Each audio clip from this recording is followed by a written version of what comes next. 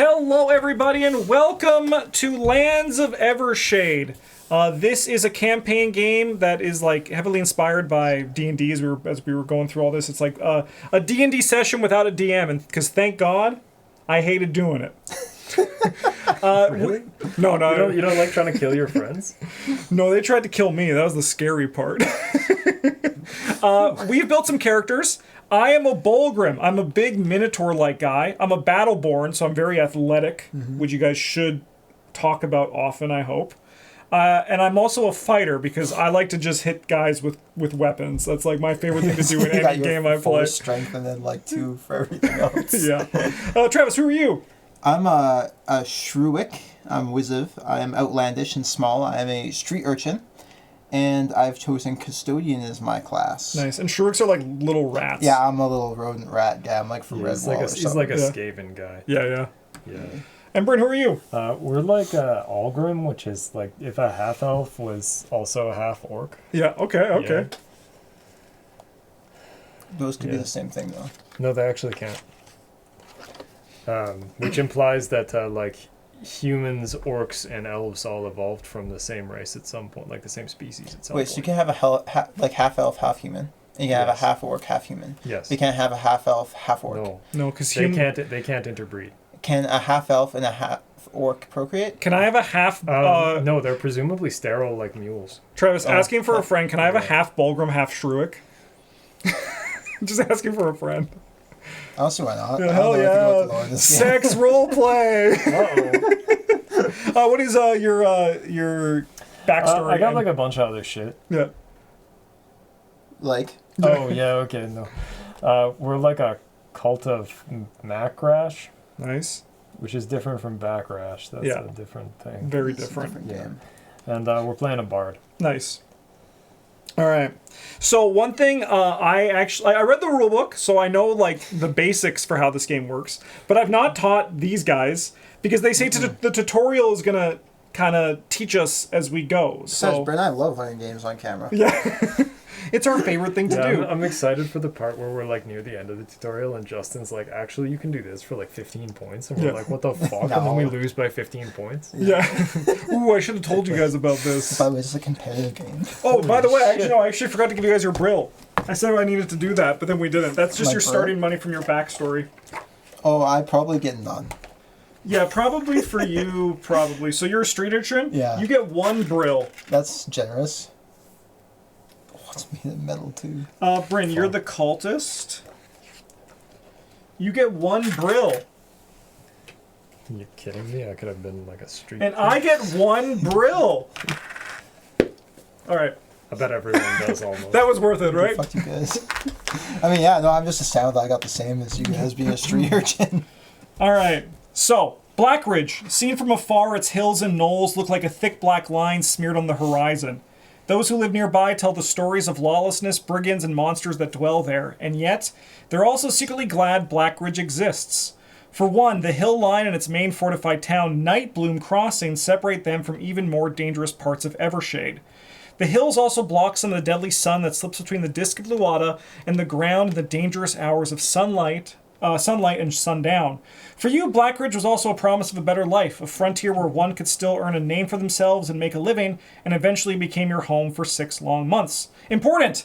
This is the starting chapter of Into the Nightwell, contains this tutorial for new players. That's us. That is us. If this is the first game for anyone in your party, use each tutorial redirection you come upon. This will guide you through your first steps in Evershade while providing important information about playing the game. However, if you already played the game, ignore all tutorials. No.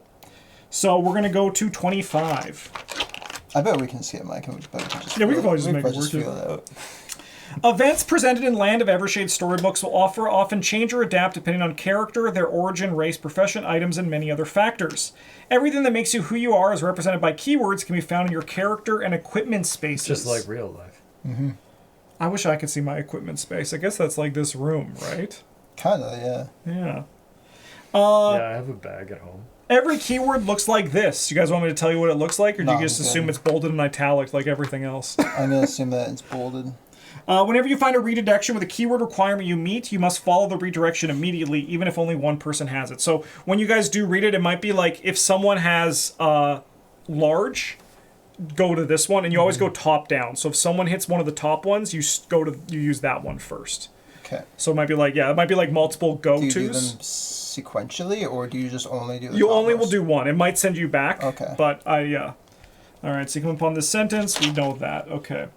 The next entry you go to will give you different introductory text depending on your keywords. Go to 9. Man, we're not going to see any of the default. Let's go. Each player finds a paragraph below that matches the profession keyword of their character. Each player reads this paragraph in secret. Okay. Once all players are finished reading, go to 5. Okay. So I'll do mine first. I have... So how you feeling about your guy, Bryn? Guys, I If don't he have dies, one. he dies. Oh, I there see. it is. I see. I think my character is going to be immortal. Okay. I think he's going to find the secret to immortality in this campaign. All right. I got to do that once playing Death May Die. That's kind of sick. Yeah. Or whatever that game's called. Kingdom Death. Yeah, it's a thing. Yeah. Death's in the name. Yeah, they're all the same. They're all the death same names. game. Thanks.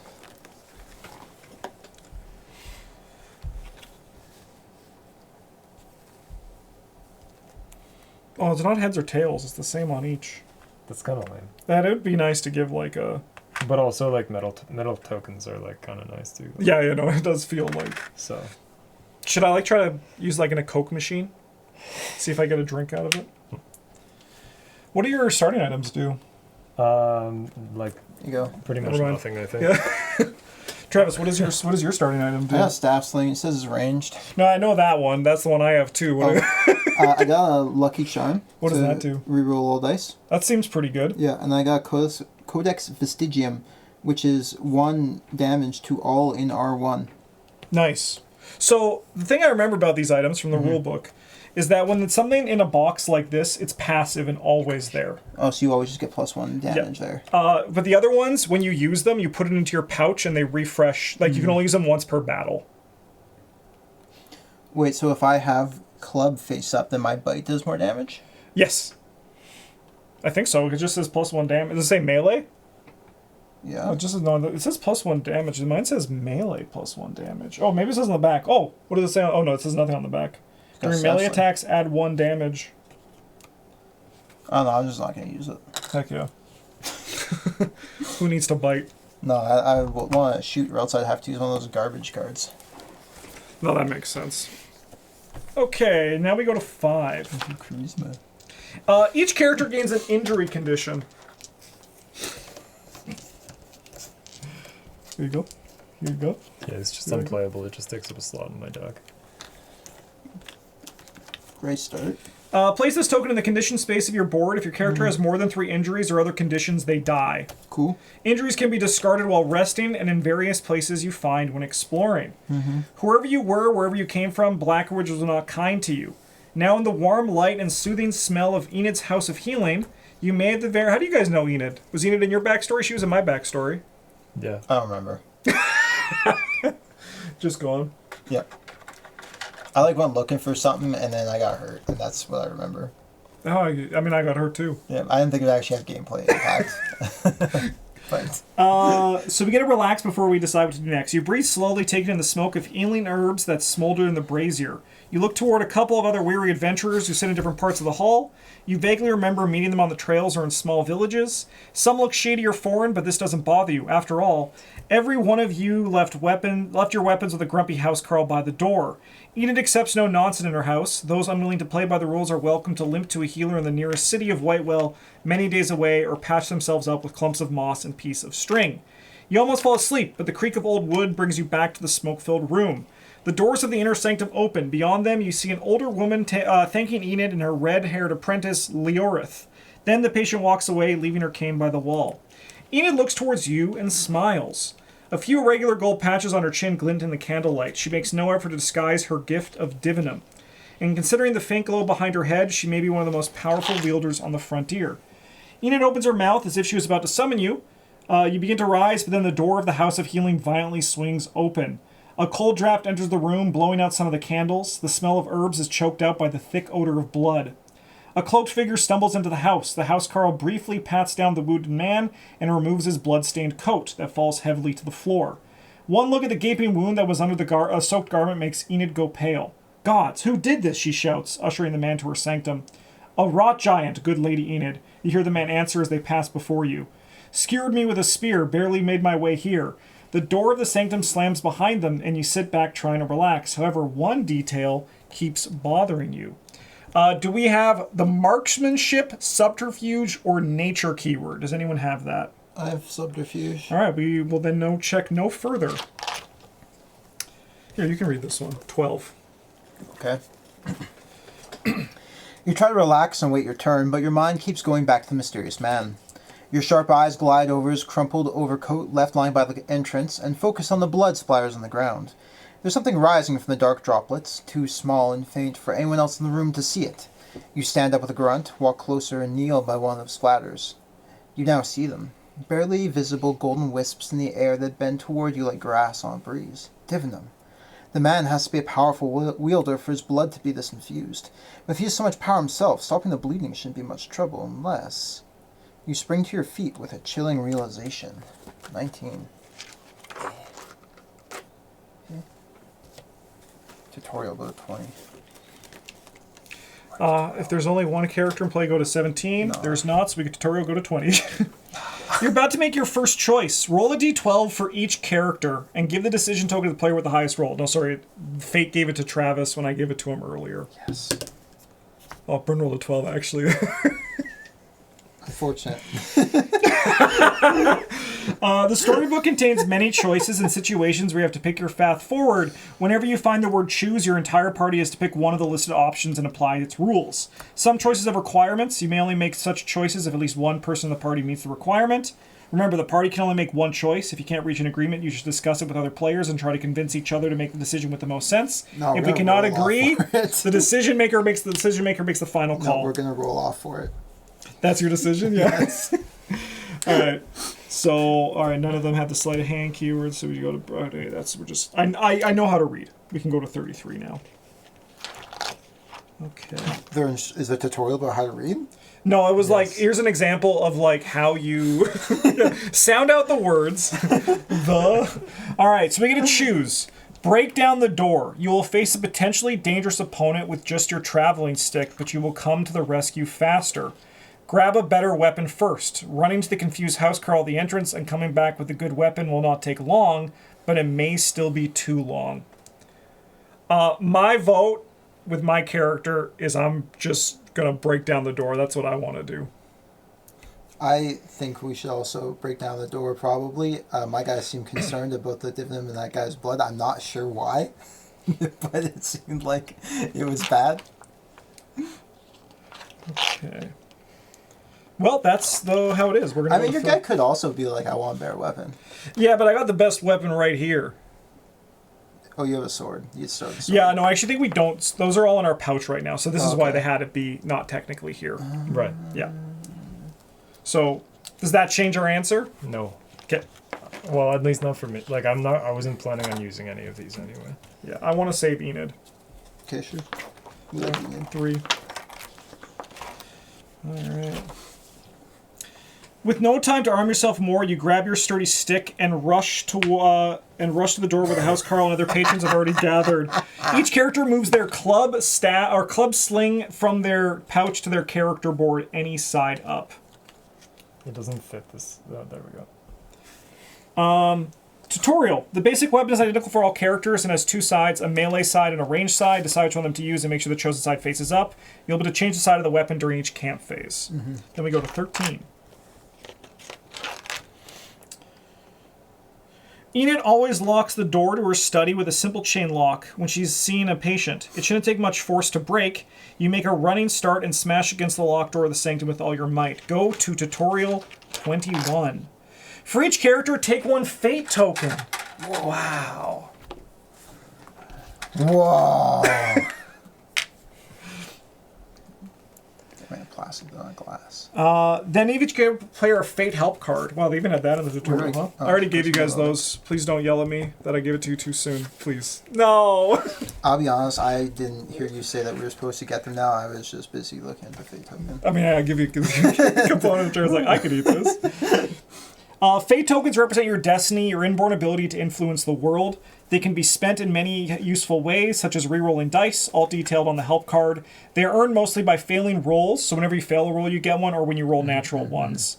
In a moment, you have to face your first roll of the game, a strength check to break down the door. The stakes are high, so remember to spend your fate to influence the dice if luck is not on your side today. All rolls in Land of Evershade follow a simple pattern. For detailed rules of resolving a roll, check the rule book. So we're going to roll a 4+. So for these symbols, I'll kind of just show you guys. So it says value and then a number. The number is what you need to roll to be a success for the test. Then you get +1 die for each athletic, close combat, or large thing you have in. So we're going to choose one of us to be the die roller. It should I not choose be. you. Yeah. I mean, I do get, I think, 6 dice. Sorry, I get 7 dice. So I think I'll be able to roll 4 on 7 dice. I really would hope so. Because I have a 4 on strength, and then I have athletics, close combat, and large. So we get 7 in total. This, there will be varying numbers for the number of successes you need. For this one, we need to roll a success. You get, yeah. Is that on the icons? Yeah, there's on the let's icon. go. I read the reference. All right, so I'm just going to go through It's the on the first other help side. roll. The roll instruction means... Not that one, the other side, that one, the combat one. Do you guys have any of the keywords, athletics, close combat, or large? No. Yes. You then can assist with 1 die. So you also Sorry, get a no, I roll. have deception.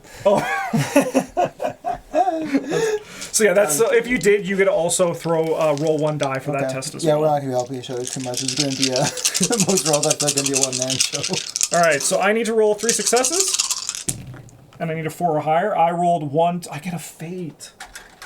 And yeah, you I got a lot of successes. yeah.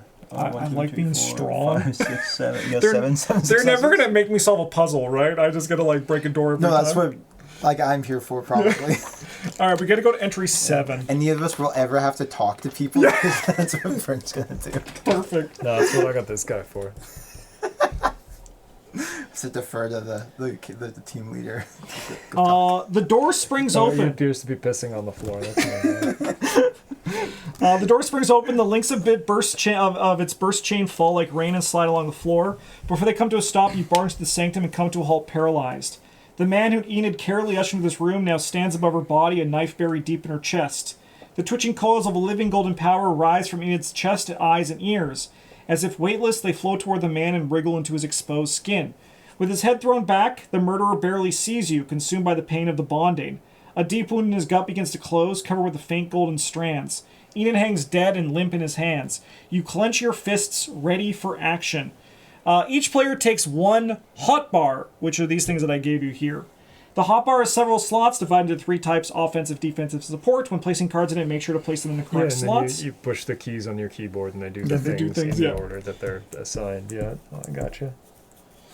So we actually I don't get shoot. And if you don't have a melee weapon, you don't get bash, which That's you don't okay, have there that's in my- perfectly.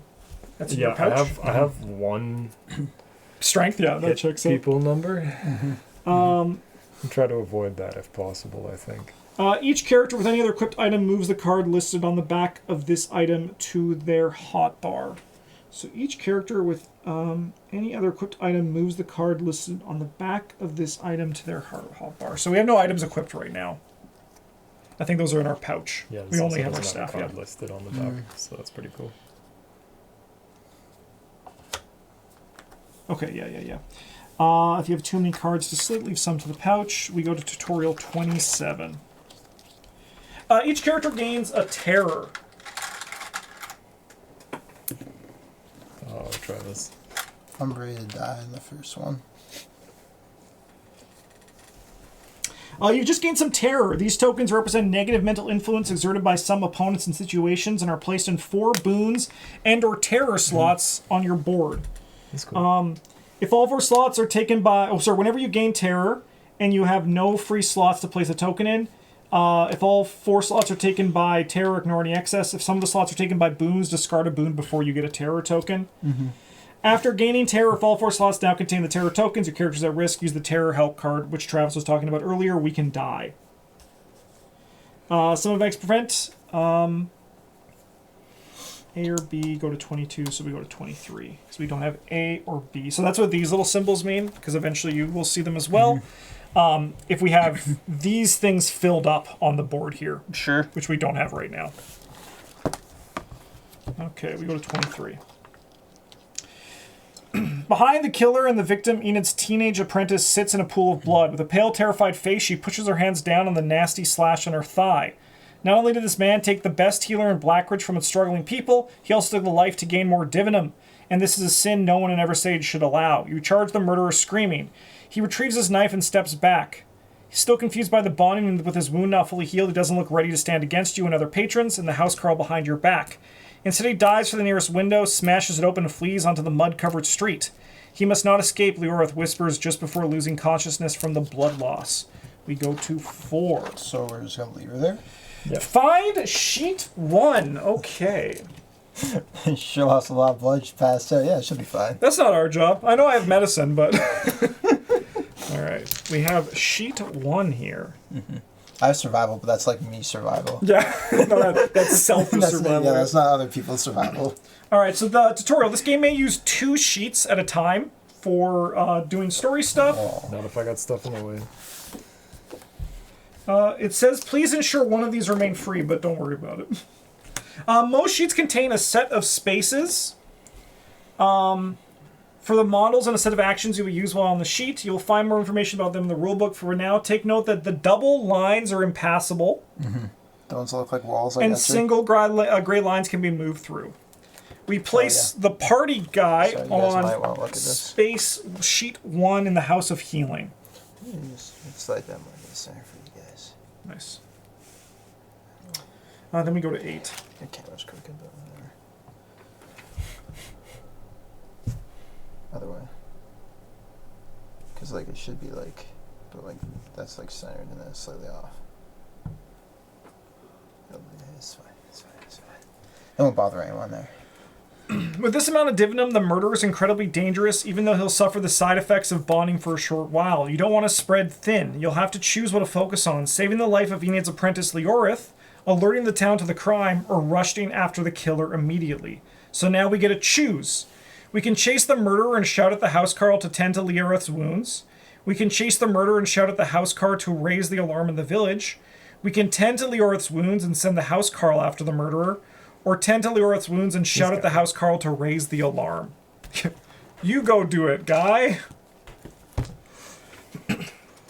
We probably want... We'll catch this guy. Yeah, we go after him, right? Yeah, we're gonna go after him. Yeah. And then so like either we let the healer die or we... I think we... make it. I bet we can catch him. I think we can catch him. We got good stuff for that. Also, my character would be like, I'm better than all the guards. I could take them all on single-handedly. Okay. So I'm going to be like, we don't need to call the alarm. I think we'll help the healer. Yeah, help the healer. You like that, Bryn? Sure, yeah, why not? Yeah. All right, you have the best chance of catching the fugitive quickly. The clumsy housecarl will do what he can to keep their girl alive. Unfortunately, no one will raise the alarm to alert the town. That's okay. We'll go to 28. Are we the only 2 people here? Yeah, there's no one else in the town. No, they all eat ass. They suck. Okay. Yeah.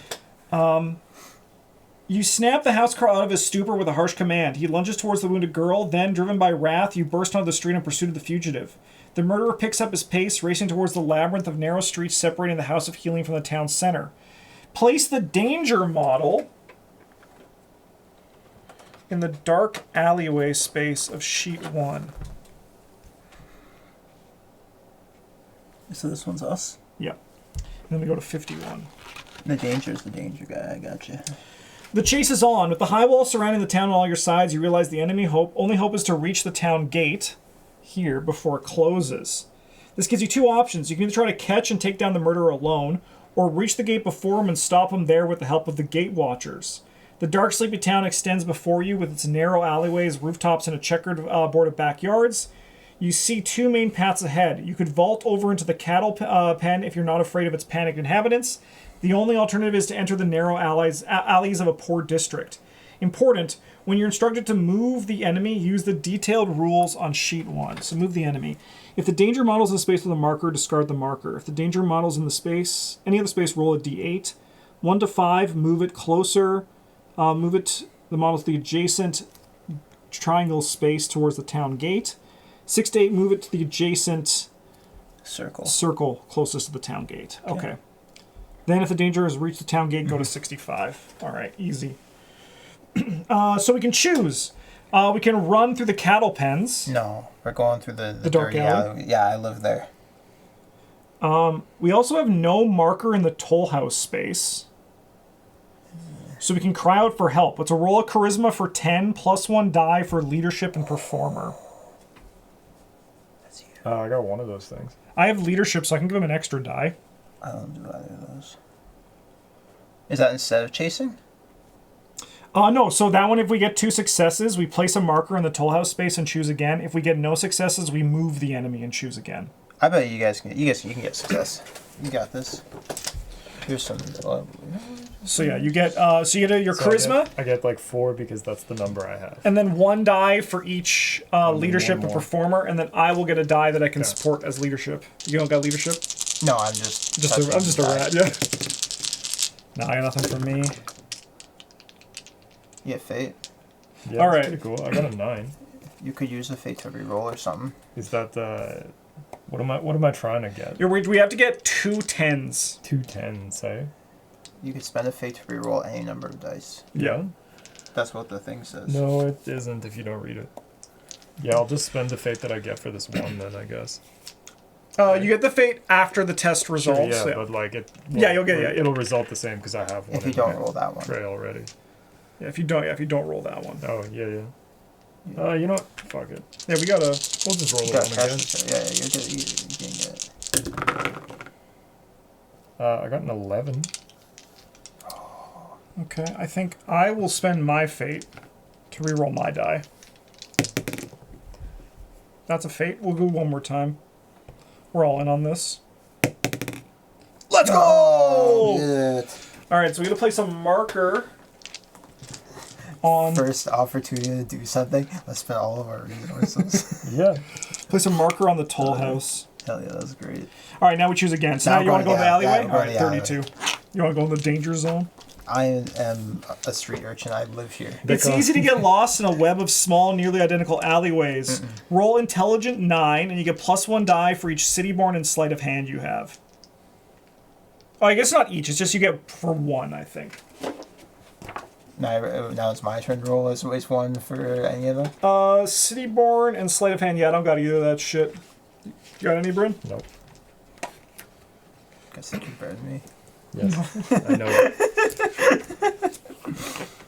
I'm just checking for the tests. Do you only have 1 of each of those? So anyway, it doesn't matter?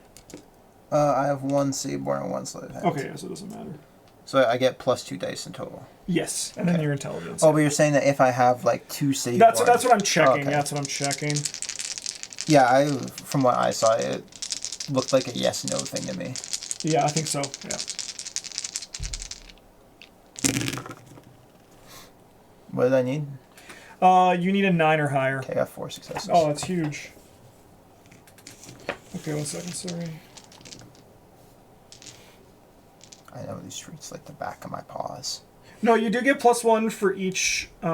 Instance? No, okay, so we messed this up a tiny bit. Well, I messed it up from doing this, but this is good. That's why it's good for checking.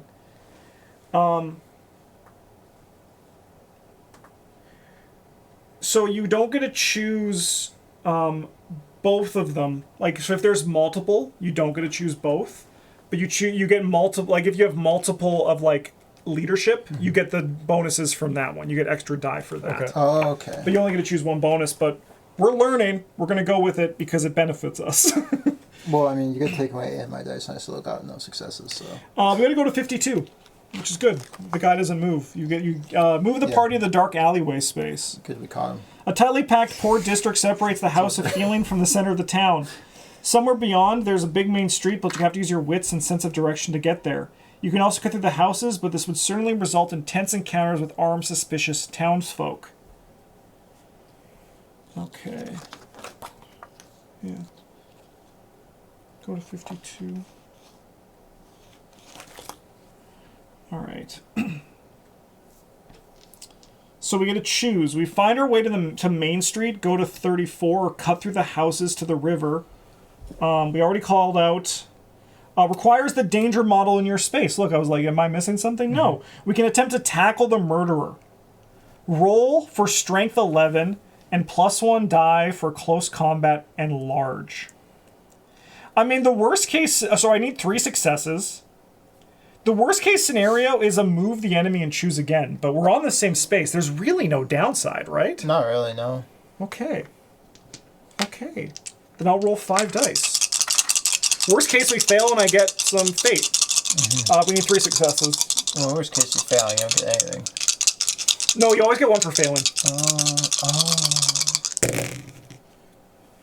You did. 2 successes. We need 3. Oh, you need 11? Yeah, we need 3. Oh my god. So I do fail, but I get a fate. Bryn, you don't have close combat or large, huh? I don't have any words. Okay.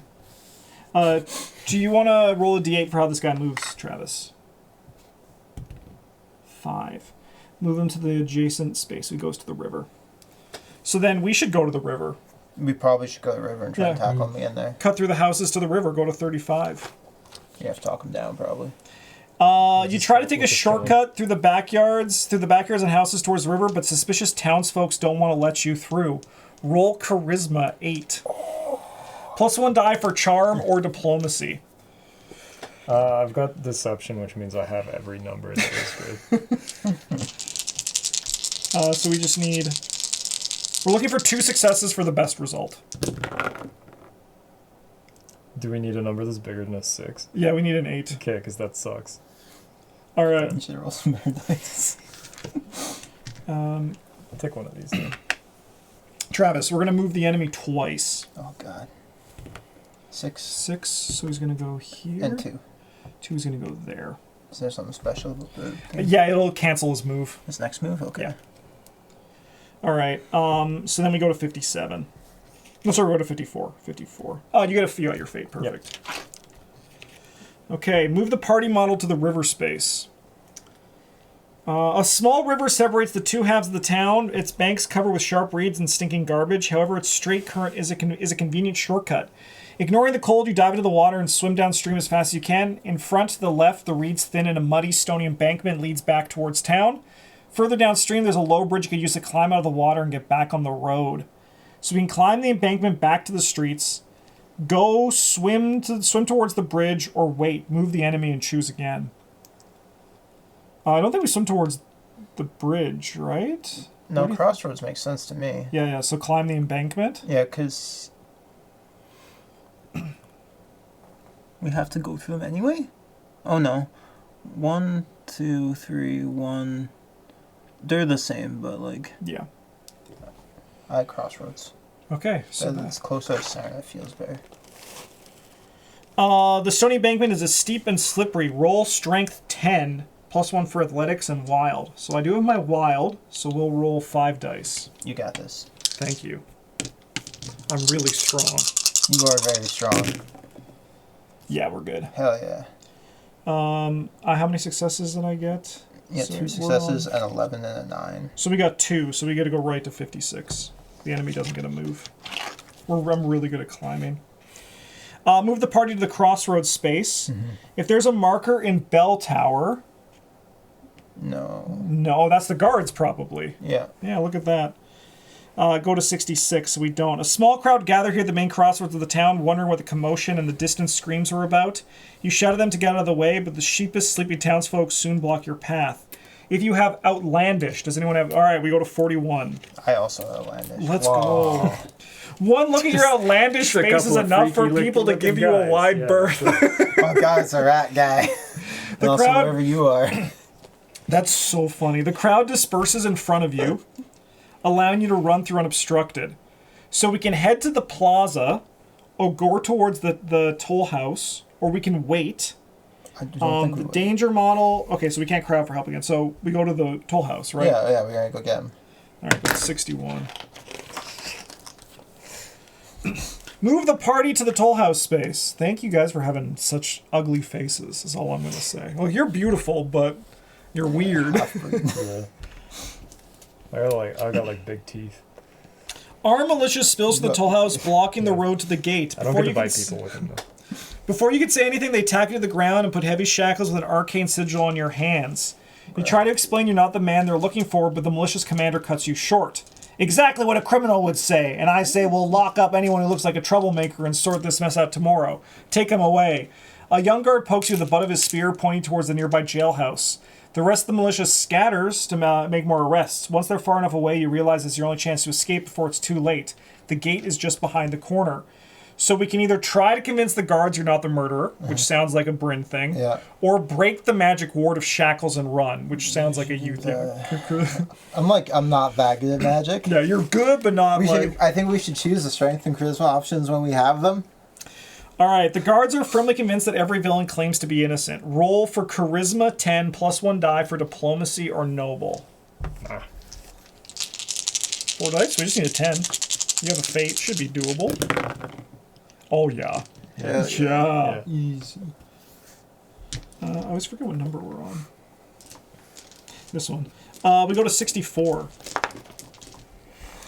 Move the party model to the town gate space. We beat When the gate of the town finally comes to view, you whisper a quick thanks to Luada with your bated breath. Not you, though. You say, Luada sucks. I hate her. She sucks. The gate watch had enough sense to close it. Now they stand confused in front of the entrance, trying to determine where the danger is coming from.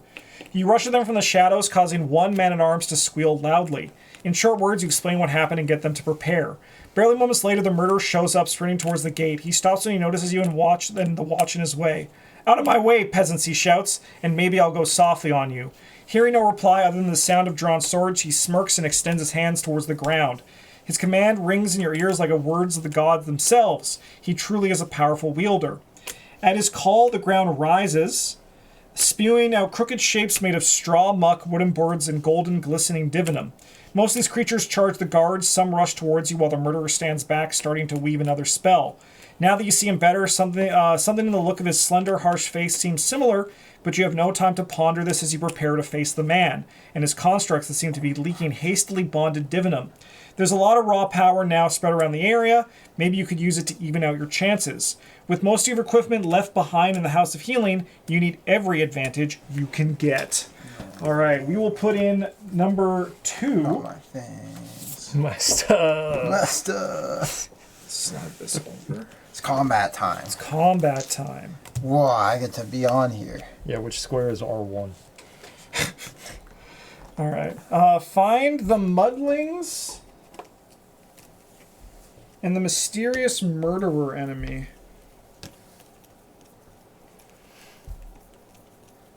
Mudling's mysterious murderer. Place these 2 enemy cards on the table in one row that starts with the Mudlings. I'll put them up here. That starts with the Mudlings, then goes to the mysterious murderer. If the player is 4 or more, no.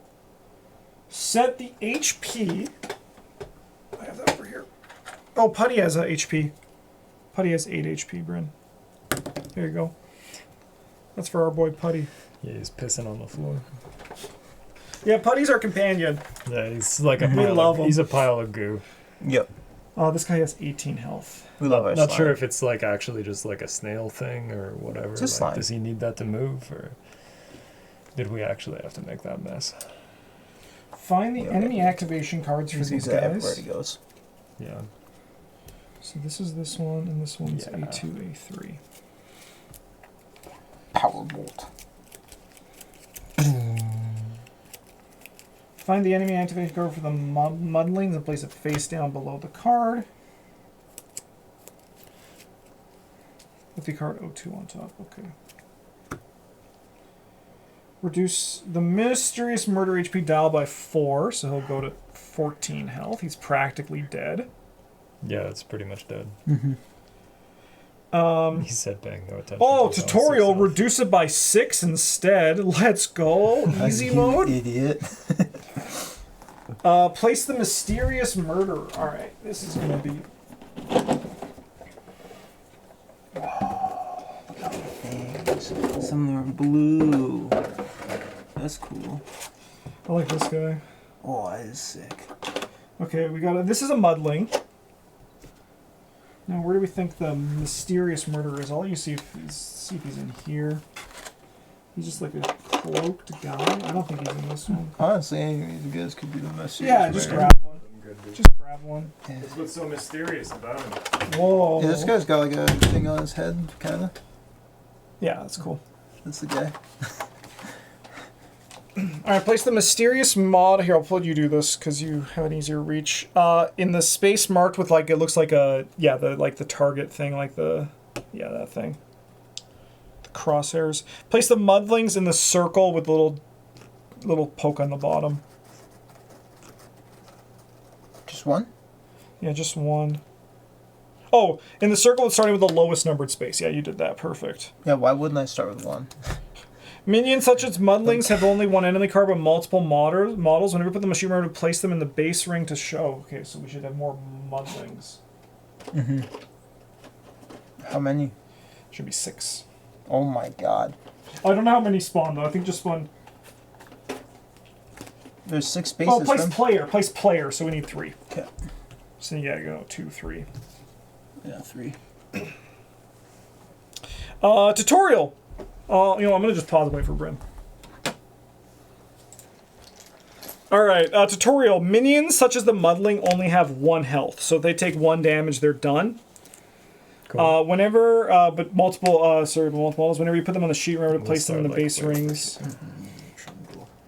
Oh, base rings to show the order that they activate. About this guy.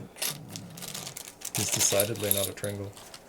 No, a single space is just where we start. Okay. Does he start like wherever I want him to? Yeah. Travis, can you, the 1, 2, and 3, can you put the ABC on those guys? What if I start him on this space? Why are they I can't ABC on spawn. one? Alright, place, so all party members get to go on one of the triangle spaces. Okay. Give me this one. What? Shut up, Russ. Playing game.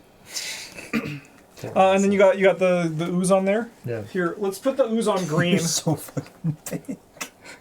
I know. I'm a big guy. Russ, don't. Russ, we're doing a showcase on the internet. I don't have time for this. All right, so we built the initiative bag, so then we go to number 10 for tutorial, where I assume they're gonna teach us combat. You're about to engage in your first combat. Combats in Lands of Evershade is a fast-paced engagement that takes place on a tactical sheet with a movement grid. For your first encounter, simply follow the steps below. All instructions that require you to do something are marked in bold. So activations and rounds. Okay. Combat is played in rounds. Each round, players draw black and white activation tokens from the initiative bag to determine whether character or enemy activates. They last until each character is activated at least once. Then the side that did not activate, everyone performs its remaining activations. Finally, the round ends and all activation tokens go back in the initiative bag. See the rulebook for more detailed information. During each of their activations, a character may take up to 2 actions. Now let's make the first activation in this combat. In this tutorial, instead of drawing a random token, take out a white token from the bag. Wow. With a white token, you can activate any character that is not yet activated this round. Choose any character and place the activation token on their board, and there's a spot for it up there. Travis, do you want to go first? I'll go for the slime. You want slime to go first? Yep. All right. Dude, all right. No, we should do one of us. Probably you then, Justin. Sure. I'm not really. But that one doesn't have a spot to. No. All right. Fair enough. I mean, like. Sure, man. It'll make sense once we're done the game, because we store the boards as they are. We don't need to keep track of it. Yeah. We don't need to keep track of initiative outside of combat. Yeah, we do. All right, the activated character now makes their first of 2 actions. You'll find mostly available actions on your action cards. Poke the bag a little bit. Basic actions: move, first aid. Okay. To start, let's take a move. When you make a move, simply go through a number of spaces no higher than your mobility attribute. Holy shit! The rules of movement can be found in the rulebook. For now, remember that you can't move diagonally. You can't go through impassable borders, so that's the double line. You can move through other characters, but you cannot end your space. You can't move through enemies, but we can move through each other. Right. We can move through friendlies. Is that true for enemies as well? Yes. Like they can't move through us. But they can move through friendlies, yeah. Okay. All right, so we're gonna Okay, well they're telling me to approach a mudling, so I'm gonna just do what they say. I wanted to go for the head. I'm gonna just go 1, 2, 3, 4, 5. Yeah, I'm gonna hit this mudling right there. So, second action. So that was my first action. We're gonna do my second action. We're gonna attack. Throughout the game, characters will learn many offensive maneuvers and powerful spells, but in this first combat, you're most likely limited to 3 ways of causing damage: your basic bash or shoot action card, and the special Divinum Blast action. What? Incorrect. I can see why you would think that.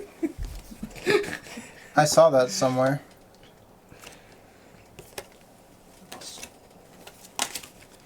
Divinum Blast. Was it on one of my cards? Nope.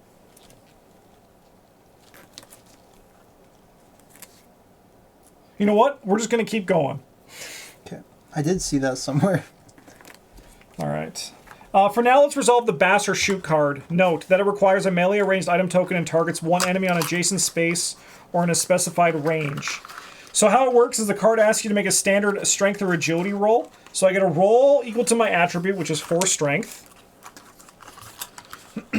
Yeah, so the other card I've got is Bash. That's the... I'll look it up as well. Yeah. So the number that they have, their challenge level, this guy is 6 and this guy is 9. You can see that on these cards here. So I just need to roll a 6 or higher. It's their armor class. I gotcha. I did. Nice. You may use fate. If any other character has the combat insight or crucial combat insight reaction, they can now use them to support you with additional dice, but I don't need them because I'm really good. I do. I do have that as well. Yeah. Would you like me to support you? No, I got it. Thank Okay. you, though. So I get to add any damage modifiers I have on my item, so I'd get to do 1 additional damage. Deal that much damage to the mudling. Since it only has 1 XP, it is certainly dead at this point. Yeah, I'm really good. You crushed him. So after using this action, flip my used action. So then you flip your action to its offside. If you activated a partner, use their action, flip a companion's card instead. Time for another activation token. As before, instead of drawing a random one, in this tutorial, take a black token out of the bag, please, Travis. I don't want to do that. I want to take a random one. Have in the bag. You're going to activate the leftmost mudling. So it's always the leftmost card in. Okay. All mudlings are now active. Resolve the top card of the any activation deck. There's only 1 available. The first part of this card will move the mudling. Move a mudling who is in the lowest alphabetical order 2 spaces towards the nearest character. Not Putty. It's Putty. It's okay. He's got innate healing. He's so fucked. If there are several characters in the same distance away, you choose where the enemy goes. All restrictions that apply to the movement of the characters also apply here. Mudlings cannot move through impassable borders, yada, yada, yada. Now for the second part of the card, Clumsy Bash. Attack with melee, target adjacent, deals 3 damage. What is that? Oh, 3 damage. What does that say for the thing, for the number there? I'm going to just read. Okay, so... Enemy difficulty level. Yeah, the difficulty of the attack is 6. If a mudling has no adjacent character, simply doesn't attack. The attacked character should use a defense reaction card such as dodge or endurance. Resolve the chosen defensive reaction card to reduce the damage or even completely negate it. The difficulty for the defense roll is equal to the difficulty of the attack. So this one is 6. Well, maybe we'll have him attack you instead, Justin. Sure, so yeah. We can do that. Okay. Instead of just having the slime eat it. Just eat shit. Yeah. So then I can do my clumsy dodge. Yes, because you're big. Yeah, I also have clumsy dodge. I have nimble dodge. Because I'm going to do my exceptional endurance instead. That seems good. I have regular endurance. I have limited endurance. Why are you shit? Alright, so I'm going to roll for strength. I do have crucial combat insight, though. Oh, okay, that's good. And inspiring command. Ooh, I got a fate. I have 1 success. I have 2 successes. So I prevent 1 damage. I prevent 2 damage, so I only take 1 damage. Because this guy deals 3. Nice. This can prevent terror as well, which is kind of neat. And then this flips over. And then it has a... Anytime I can pay 1 fate to refresh this card. Whoa. If this character's HP drops to 0 at any point, they are knocked out. Sorry? So anytime. Yeah. So, like, 3 days from now, I can be like, I think I want to refresh this. Oh, yeah. We resolve the rest for the rest of these guys. So B is going to go for me as well. You know what? I'm going to just pay a fate to refresh this. Hell yeah. And then we're gonna go again. So looking for 6s or higher. Yeah, I will take no damage. Nice. Okay. Time for the third activation on this fight. Take a dual black-white token out of the bag, Travis. This token becomes black or white depending on the number of other activation tokens placed around. If there are more black tokens than white tokens on characters, it is white. Otherwise, it counts as black. Right now, there is 1 and 1, so it means it's black. The Muddlings already have 1 black token. Should place this token on the black side on the mysterious murderer card. Mystery man. The murderer is now activated. Resolve the top 2 cards in their activation deck. Both of them? It says top 2. Wild. Okay, so fall back. He moves 2 away from person. Closest party member. And then power bolt. He targets the nearest closest party member. Party! Attack range spell. Deal half the character number. So around +2. Always rounds up in this game. Okay. So 2 + 2 is 4 damage. Oh no. And does 2 extra damage against large. What the fuck? That's me. That's so fucked up. Enemy difficulty level -2. So 7. And then he summons. He summons a muddling and an empty triangle space closest to the mysterious murderer.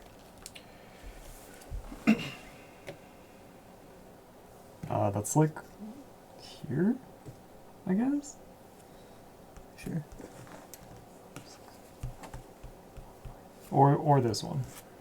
It's up to us.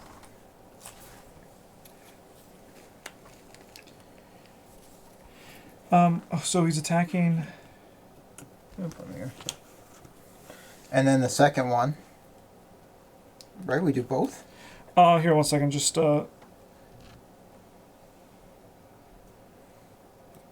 Oh, no, we only do 1. We only do 1. Yeah, I was like, why he's so fucked? Yeah. All right. So he's got- Putty took 3 damage. He can still activate again this round. During his... No, because they can only have 1 token on them. But I'll go through, make sure all this is good. So there's no line of sight in this game. Thank God. But there is cover.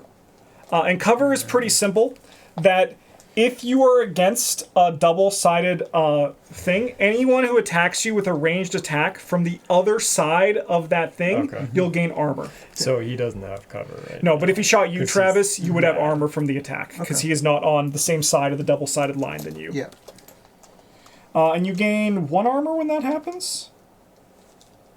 No, they get 2 armor. And armor just reduces damage. Okay, just a flat 2 reduction. Yeah. Sounds good. So, yeah, you placed the muddling in the space closest to that guy. All 3 steps in the card are now done. Place the resolve any activation card in the 0-2 during this next activation. So we will now go through the rest of combat. Now that the first phase is completed, use the combat help card. When all characters' enemies have activated at least once, the round ends. You perform the following steps. From left to right, activate any enemies or characters who were not active. Return all activation tokens to the bag. Card refresh at the start of your activation, not at the start of the new round. As a result, if you choose to be the first active character during round 1, the last during round 2, you'll have only 1 set of cards available for almost 2 full rounds.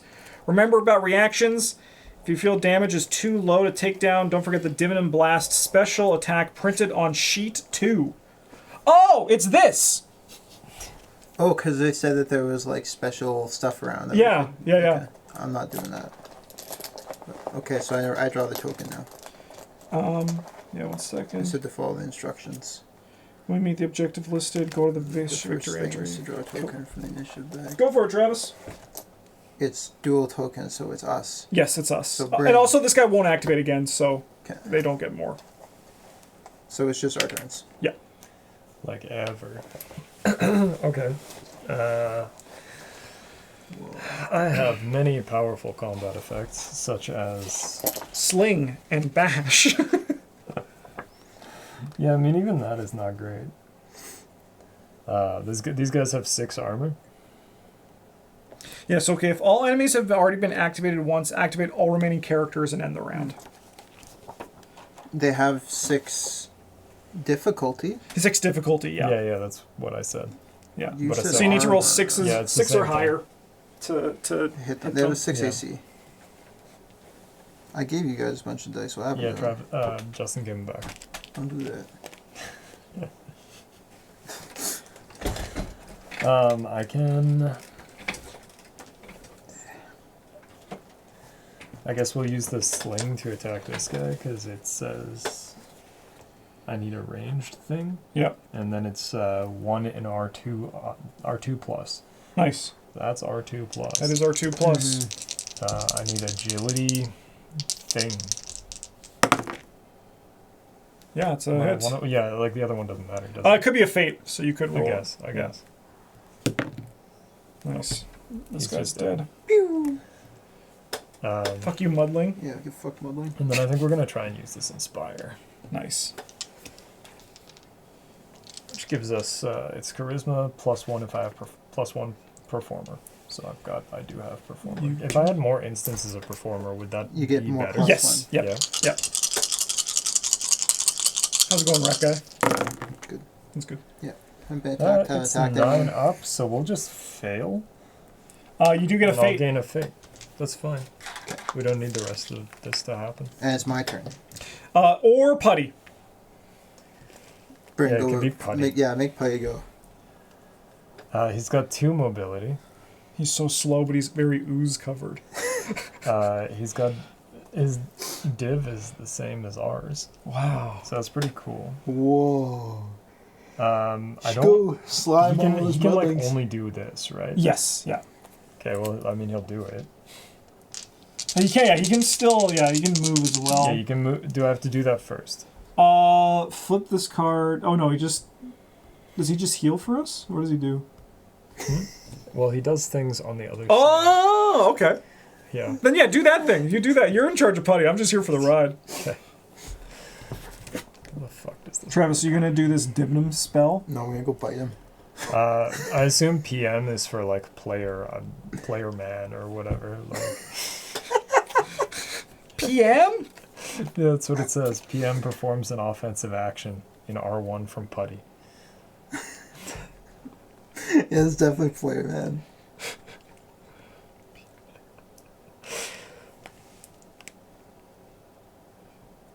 Player It's a support marker, card. maybe? I don't know.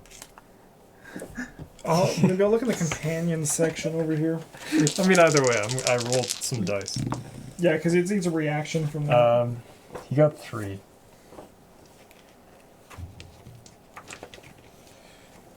Which is good, because that's as big as it can get. And if it's like 1, I'll move him here before I do it. But if PM does in fact stand for player man.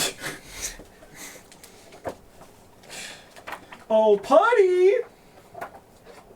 PM performs offensive action. Like, it's gotta mean that, like, one of us can do an offensive action in range 1 from him. Right? I think it is a thing. I think.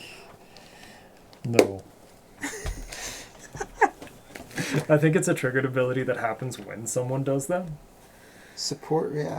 Oh, yeah. Yeah. It's probably party member. Yeah. That sounds Yeah. less cool, but okay, Hell's sure. like player, man. So that's, yeah.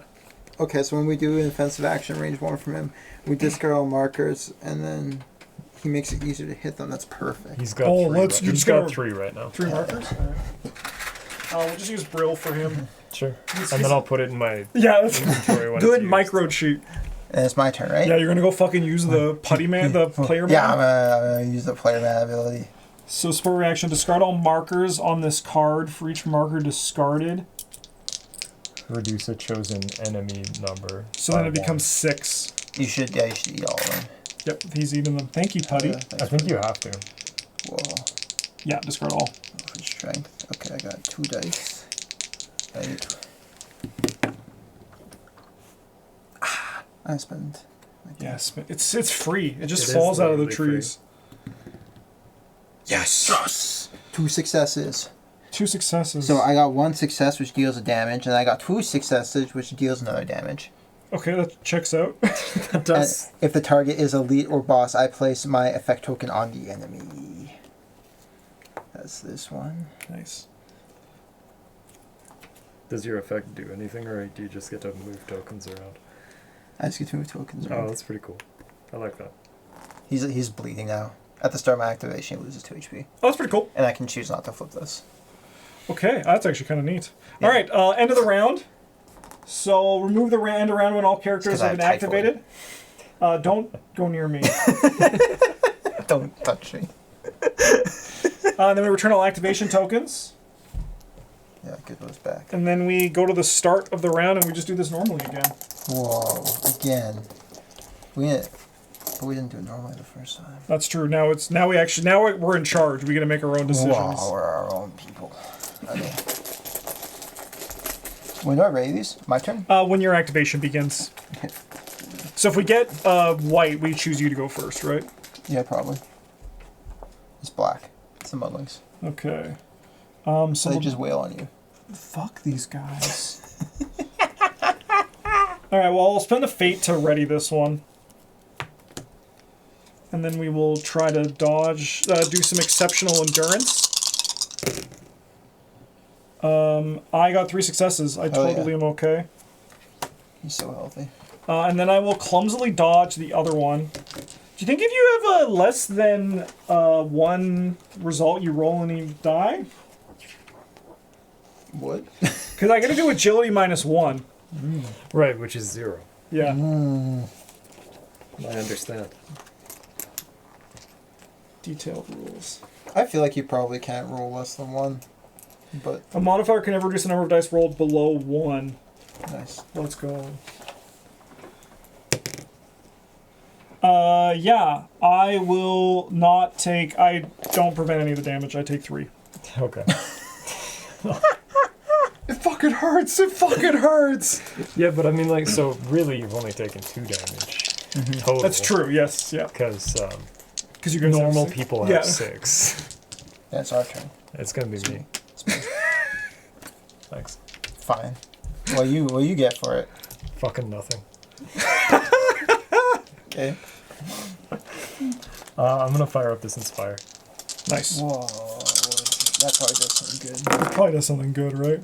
I mean, theoretically, if you roll better than a 9 on any of the dice. You could though. You have yeah, no like, fate. I mean, that's what they're for. They're free. You could keep the other fate though. The one that you rolled, and then it's free. Yeah, but this gives me a better chance to actually roll the number. I mean, yeah. You did. And he got the fate And we got back. the fate back anyway. Okay. I love how Bryn just transcends in all of his game. He's just like can't roll dice. Yeah. Okay, this is flip this card and place success markers on it. So it's got 1 marker on it. Hell yeah. And I moved before I did this because I read what the other side says. I'm gonna be over here now. Nice. So what does that do? Just you wait. Okay. Ooh, I'm excited. Okay. I'm gonna use this inspiring command for my next trick. Didn't a move be one of your Mhm. actions? Sorry? Move Oh, is he's an moving action. in Yeah, action? moves an action. That's such bullshit. Yeah, okay, anyway, good luck. Okay, thanks. What do you mean moving is not free? You don't get a special guessing. action for that? Okay. No, they're basic actions, but they're not. It's gonna move 4 away. He's gonna attack, range spell, target a player, the closest player, Target closest player. party member. Target It's player, Bryn. man. Yeah, it's Bryn. Yeah, I'm on the other side of this. Yeah, because Well, you're kind of so- dumbass, so. Yeah. So it's gonna deal half player. So it's gonna deal 4 damage, and the toughness is 9. So if you would like to dodge it or use your limited endurance. Pathetic endurance.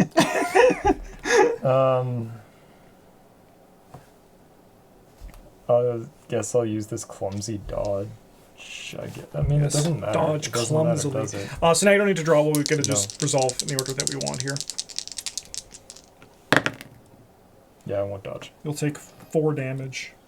Yeah, do I get armor for being on the other side of the wall? You do, yes. You only take 2. Nice. Let's go. Okay. Oh, no, sorry. No, you don't. You have to be adjacent to the wall to get the cover. I am adjacent to the wall, No. just not orthogonally. No, it's only orthogonally. Only dog eye. Does he get covered? He will get cover if you go for ranged attacks. That's all I do. Because if you're on the same side as him, like, well, you could move here and then attack him, right? Okay. Because then you're on the same side of the wall as him. What is rolling for div? What does that say for It this? says roll for div. Roll for div. Roll for div. Great question. So divinum is going to be the yellow die. So you got to roll your d4. Div. 12, 17. It's got to be on one of those pages, right?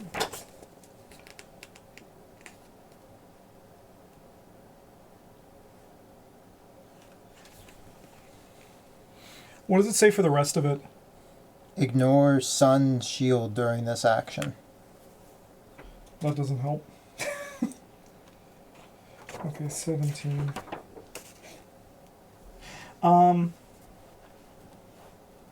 Depending lots of different die. How's it going? It's good. It's good. I'm just gonna write this When do you refresh your cards? Oh, when you activate. So, like, the next time I get a... Yes, yeah. Yeah, okay. This guy takes 2 damage to start my turn. He's like, oh, God, I think that guy would... Oh, I got this. I got This this. is fucked up. So before an offensive action or an item action, you can roll your divination die. So you can roll your d4. Yeah. You ignore half the number armor during this action. Oh. Yeah. Okay. How many yeah, okay. reaction effects can I use? As many as you want. I'm gonna At the move same over time. here. I'm gonna I only dividend flip this blast him. if I passed, right? No, it's when you use okay. it. Yeah. That's fine. It doesn't do anything. So roll for intelligence and add div 10.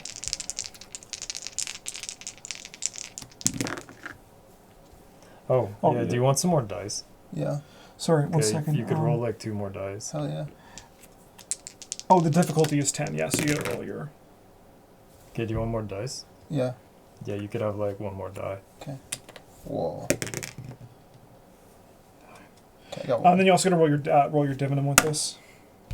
Perfect. All right. How many successes did you get? 1. 1. You'll deal. So you only got. You gain no successes. So you just deal half divinum damage. So 2, Blasted some. and you gain a terror. Hell yeah.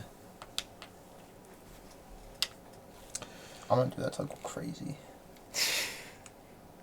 Till the wheels fall off. Man, if only he could do that, he'd get to heal himself. Okay. Putty, do you want to go? So then he Yeah, he activates. flips, we do the only thing he does. We love you, Putty. Oh, I get 2 fate, right? Because that's a failure. 9 and an 8 is... Correct. Yes. I need another token, please. There you go. Thank you. and then he's going to move 1, 2. Nice. Yeah. How many successes? Or 2? Okay. I will go. Gonna refresh these cards.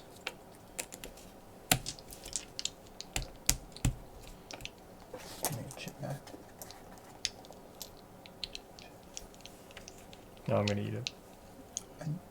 These aren't the eating ones. That's what this one's 1, for. 2, 3, 4, 5. Oh, I can go. Small, you won't choke on 1, it. 2, 3, 4, 5, 6. Let's go for this guy. There's no way you fit in there. So you can swing your weapon in there. I'm a big guy. Just like, oh shit, I'm fuck. Okay, I'm going to use my adamant stance because I'm really big. So I got to roll 1 additional die for each enemy in range 2, which is just this guy, but 1 die is 1 die, right? Hell yeah. Oh, I gain +1 shield against melee? That's kind of hype. All right, so let's roll for the strength. So I got to roll 5 here. Does that affect for me right now? Or It has to be, I think. Oh, it's just adjacent to me as well? It's if it performs an offensive action in range 1 from him. Oh, perfect. Then yeah, From, like, so then this this guy, right? guy's just down to 7, right? Yeah. All right, so I need to get a 7 or higher. I mean, I got 2 successes and a fate, so I'll take it. That seems pretty good. So we'll deal 2 damage to that guy. Bash. Okay, and those will be me. Okay, let's round in then. Yeah, round end. Hand those things back. Go, Travis, go. It's our turn. Their turn. It's the mudlings. Yeah, because it's if there's less. If there are more, otherwise it's black. Okay. It's more towards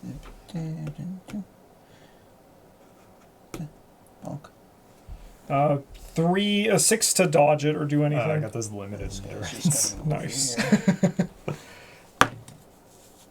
Fate. How much damage does this do? It'll deal 3. Oh, okay, fuck it, it doesn't matter then. He's knocked down. All right, let's look up knocked out. Why? Sorry? Because it doesn't Oh, matter, it only okay. prevents 1. Yeah, we did. If a character's knocked out, they cannot further participate in the combat until they get stabilized. They gain 1 fate and an injury condition. Oh, Balling sick, on fate. I got so fucking much. Nah, I probably just gonna leave you there till we're done. That's cool. If I get up, there's a chance I'll die again. All right, so you can remove your model, and we'll put this where you were. It's like some Final Fantasy tactics. We can affect this with a stabilize action, which is just one of the basic actions. If first aid, you mean? Yeah, first aid. Yeah, yes, to stabilize. I have medical. I'm good at that. It's intelligence. I can roll 3 dice. That's not bad for me. That's what I roll. So. All right, what's next? Oh, I got survival. It's our turns. Our turn. Why don't you just crunch them? Yeah, I can try to crunch him. Give me this. Give me that. How much damage can you do? I mean, in a perfect world, I can deal like 10. How likely to do 4? Pretty likely. Okay. Do you think you could do it? It's like I need to get 2 damage off this. Because he takes 2 damage to start my turn. If you think you can... Oh, then let's do it on you, because I think you didn't... I mean, you need to roll 10s, I need to roll 9s, you gotta roll 3 dice. But you also have the div die, which can potentially deal 2. If it means anything, I have no worry of dying, so if he attacks me, it's okay. Sure. So yeah, you should do it. I okay. think your bleed is a guaranteed 2 damage. Yeah, so he eats 2 from that. Yeah. It's typhoid, it's not bleed. Sorry. Yeah, and then I'll Divinum Blast him. 3 and my div. We will Divinum Blast. Yeah, you got 1 success right now. Let me roll this to see. I got 3 in my Divinum die. So that'll deal 1 damage if you don't get another success. Well, I'll spend one of my many fates Nice. to do some re-rolling.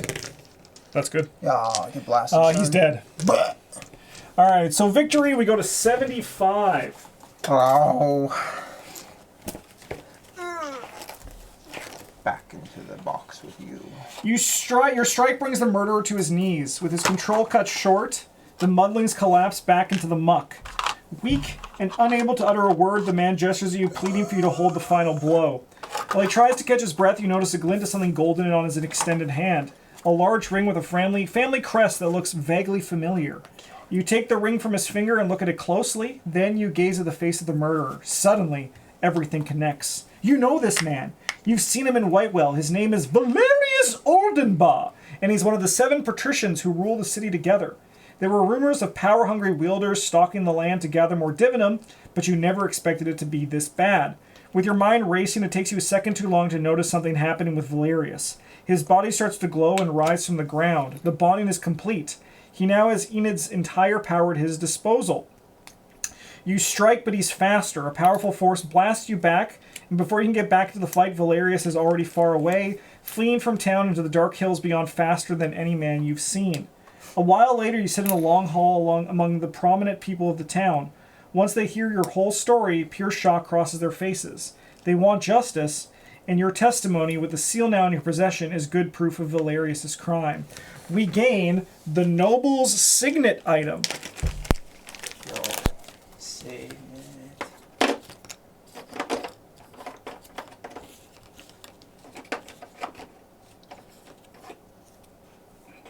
Noble Signet. Oh, here. Okay. So it looks... Oh, we get a card with it as well. Yo. Things. Yeah. Content. Character customization. That is... IO2. Yes. Nope, that's a hammer.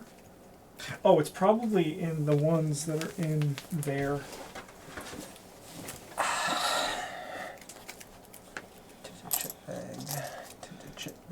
So enhanced divinum requires Noble Signet. During a div roll, you gain terror. Target rolls an additional d6 div die. Let's give it to Putty. Putty, wear the ring.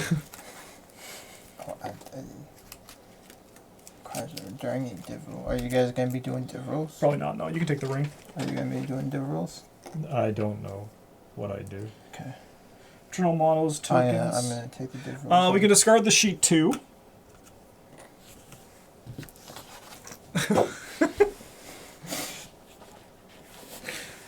Thank you. You said discard, so... Oh, no, I definitely get it. Ignore. The starting combat you just played did not use some of the more advanced rules, but the remaining combats in this venture make full use of them. Before resolving your next combat, read the combat section of the rulebook to learn more about supporting each other's, arena tokens, effect tokens, using items, golden rules, and more. Refresh all your action cards, refresh all companion cards. To refresh any HP lost in this combat or try to heal any injuries, you will have to rest. The rest tutorial rules will be introduced soon. We then go to 79. I don't think we need to. No, we're good. Each character gains 2 attack boons. You just gained your first boon. Can I have some experience? Soon, I hope. I'd like an advancement, please. Oh, okay. So, we've just gained our first boons. Boons are the opposite of terror. And they're like Bless and Curse and Arkham, where if you don't have space for one, they get the others. If you don't have a boon, you remove... Oh, sorry, they don't... it gets rid of it. So, like, if you had 4 terror, you don't replace the terror. You just... It's like the negative quirks in Darkest Dungeon. Yeah, yeah. Because we don't have the... it's not specified, we can choose the boon. So these are just like a one-time use for a test. You can get like +1 to an attribute. So what do you want? You get one of each. Give me an int and a G. What do you want, Bryn? Can I take 2 of the same one? You can, yeah. Yeah, cool. I would like charisma ones then. It's so fucking good as a one thing. So I discard these. During a test to get +1, yeah. Do I have to do it before I roll the dice? Yes, before you roll. Okay. I'm gonna take a strength, and I think I'm gonna take an intelligence, just to show that I'm not just a guy who hits things with a stick.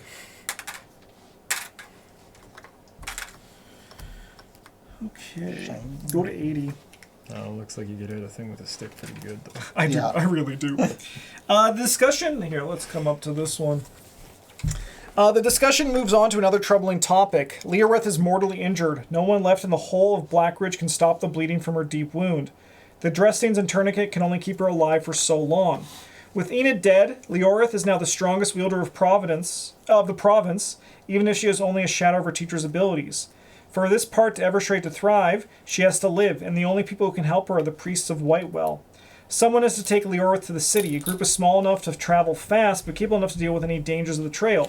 A group that, once in Whitewell, could make convincing cases against Valerius. Who knows, once he's tried and put to the sword, Leoreth might be able to claim back her teacher's divinum. This could bring the Nightbloom Crossing into a new era of prosperity. All the eyes fall on you, and after short consideration, you agree to go. But why? What pushed us for this decision? We're in it for justice and vengeance, We're in it for the good of Blackridge. You're in it for personal power. My character with my backstory, I'm in it for the good of Blackridge, but I'm happily swayed if you guys want to go somewhere else. What was the first one? Justice and Vengeance. And the second one was Blackridge, and the Third one is was personal power. Honestly, my character probably wouldn't do this. I just want to go look for like magic artifacts and shit. That sounds like personal power. I guess. Yeah. Like it's for like the guild thing though, like Yeah. not me. Like, yeah, personal power, sure. Bryn, what about you? Oh, Bryn's personal power. You're a cult. Part of a cult. Yeah. They're a shit cult though. They don't even have free coffee. Look, just because they're like Team Magma and they're like, we should have no water on the earth. We hate the water. Yeah. Like I'm probably here for the good of Blackwater or whatever, based on the backstory shit. Okay. Yeah, we'll do that one. This land was your home for many months, and you realize how many men, children, and women will die of the ailments that can be easily cured by a healer with enough divinum. Leorith has to live. We get a mark Y. What the fuck?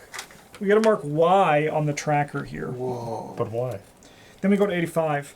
The next day, you set onto a trail with Leorith and all your possessions. Nightbloom Crossing soon disappears behind.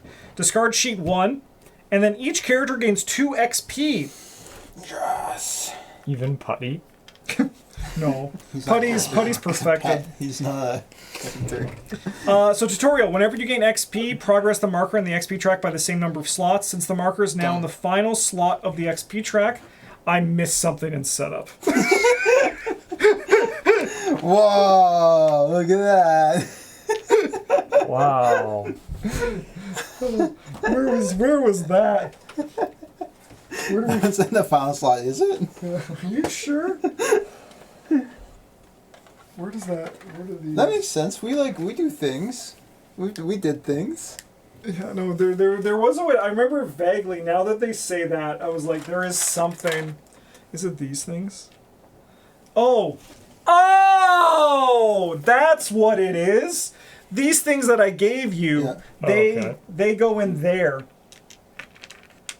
instead. Then you move them into the advancement track. Oh, that makes sense. That makes a lot more sense. And then it probably it removes that, and then it resets probably back to 0. Yeah, and then like each level takes longer. Yeah. Okay. That makes so much more sense. All right. You've advanced. Remove the advancement token above the marker and place it in your pouch.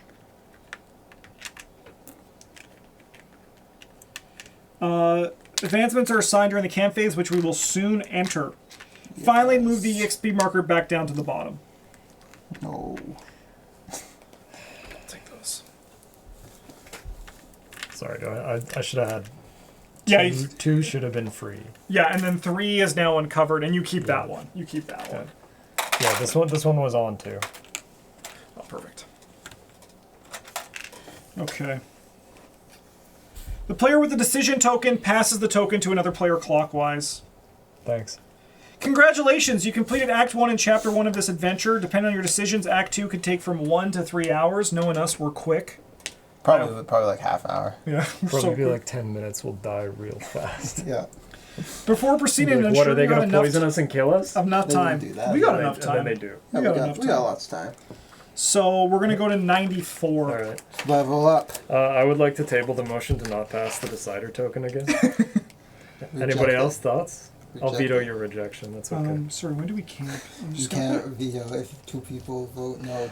Yeah, I can. That's what supreme executive power looks like. It's derived from a mandate from the masses. Putty voted for me. You can't do it. Oh, he doesn't get a vote. He's lying. Oh, we're going to be racist now, right? It's not racism. Okay. He found under a bridge. I love Putty, man. All right, we're going to place sheet 3 over here. Journey to Whitewell. So let's come into this one now. Place the quest model I still have 0 hit points. I'm still dead. That's rough, buddy.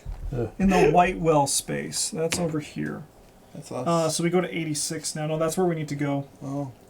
The horse walks slowly. The cart creaks. Leorith moans from pain, slipping in and out of consciousness. She's clearly not well, but things will be much worse without your help. Now you have a good chance of getting her to Whitewell alive. Place the time tracker and set it to 7 days. So until she dies. Yep. Cool. Yeah, when this time runs out, Leorith will die. When various rules may ask you to progress or reduce a time token, when you progress, turn it clockwise. Whenever you reduce, turn it anti-clockwise. Okay. Place the party model. Does it actually say anti-clockwise? It does. That wasn't a me thing. Okay. I was like, Justin, so you know we have a word for this, right? Means that exact thing. So we are here. So we're on this location. Hell yeah. Bear Peak! Let's go! Oh, no, if I'll go Bear Peak. Yeah, I'm a little rat. Just gonna take a little peek. Yeah. Just a bear peek. Go to 160. Oh, we're far. Just kidding. It was actually like fucking up to 1,000. Well, we're like 16% through then. Nightbloom Crossing fades behind you. In the journey ahead, the distance is not the biggest part of the challenge. A horseman can reach Whitewell in less than 2 days if a straight stone road led there. Unfortunately, the dark wildlands offer no such conveniences. Instead, they conceal treacherous canyons, long-forgotten paths to nowhere, and dangerous creatures you must avoid. Exploring the areas you visit might reveal more convenient routes forward, and retracing your steps back to familiar ground will be quicker than forging ahead into the unknown. You know this land well enough to realize you could take 3 main directions. Heavy wagons often take a beaten path that leads almost straight to Whitewell. It goes past a lone hill known as Bear Peak, and the outlaws of this area are said to spot and attack travelers. That's why many caravans choose to wait for bigger company in the foothills under the peak. It's a good place to trade and exchange for information. The more extended route winds through an old abandoned township and avoids Bear Peak by sticking to the river. Some use the river to float downstream, but you need to secure a boat for that. Finally, the third path follows the old road through the Bolgrim lands. That's me. They're not exactly friendly to travelers, and outlaws visit the old road occasionally as well. However, you heard legends about the holy place of Luada somewhere off this trail. They say only her followers can find it. That's me. If there's no marker in your space, and you have the Black Ridge Lookout origin, place a marker in this space. No one's Black Ridge origin? No. Place one here. We place a marker here. Put the danger model at Bear Peak. Don't look at that, Travis. I don't want to go Bear Peak. It represents the outlaws of Bear Peak. Tutorial. The travel action put on the sheet does not end the day if you travel to a space with a marker. Use this to explore and find more ways to navigate the area quickly. You should also note that traveling to spaces without a marker ends the day and leads to the camp phase. You may also do the camp phase using the sheet's rest action. Perform an action on sheet 3. Just sleep. I mean, it sounds like our group would probably want to go through the mountain pass. I agree. The Bolgrim, they'll love me there. Yeah, I'll be like, these guys are cool. Yeah. Except that guy, he's got typhoid. Dead. That one's dead. Yeah, and then you're Actually, neither of them are cool. We got this sweet slime guy, though. Yeah. All right, so our actions are explore, go to the entry listed in your space. We can rest, progress the time token by 1. If the time token is set to end, go to 128. Otherwise, go to 125. This will end your day. I mean, we should probably explore because it said that was free, right? Yeah, this one is the one that we're actually here with, though. Oh, that's what we're reading? Yeah. Okay. Yeah, 160. Yeah, we should go to Bear Peak. Yeah, and then travel. Move the party model to the connected space. Then if there's a danger model in the space, go to 144. If there's a marker in the space, choose again. If there's no marker in this space, progress the time token by 1. If the time token is now set to end, go to 128. If there's no marker in this space. Okay. So every step we take, we send the time. Okay. 6 forward? Yeah, okay, so right now, Yeah. we can waste exactly 1 day, right? So we should probably just head out. Yeah. Do the mountain pass. Yeah, the mountain. And this one is 1, 2, 3, 4, 5, 6, and this one is 1, 2, 3, 4, 5. So the shortest path, but through Bear Peak. But we want to do the mountain pass? We want to go around? Yeah. All right, so we'll move That just makes the most sense. the party to a I connected am the space. decider. Yeah, you want to go find the No, I'm lady's thing, dead don't right you? Yeah, I'm still Oh. dead. Okay. All right, so move. So if there's no marker in the space, progress the time track. Not anti-clockwise, just normal clockwise. Okay. If the time token is now set to end, so we go to 125.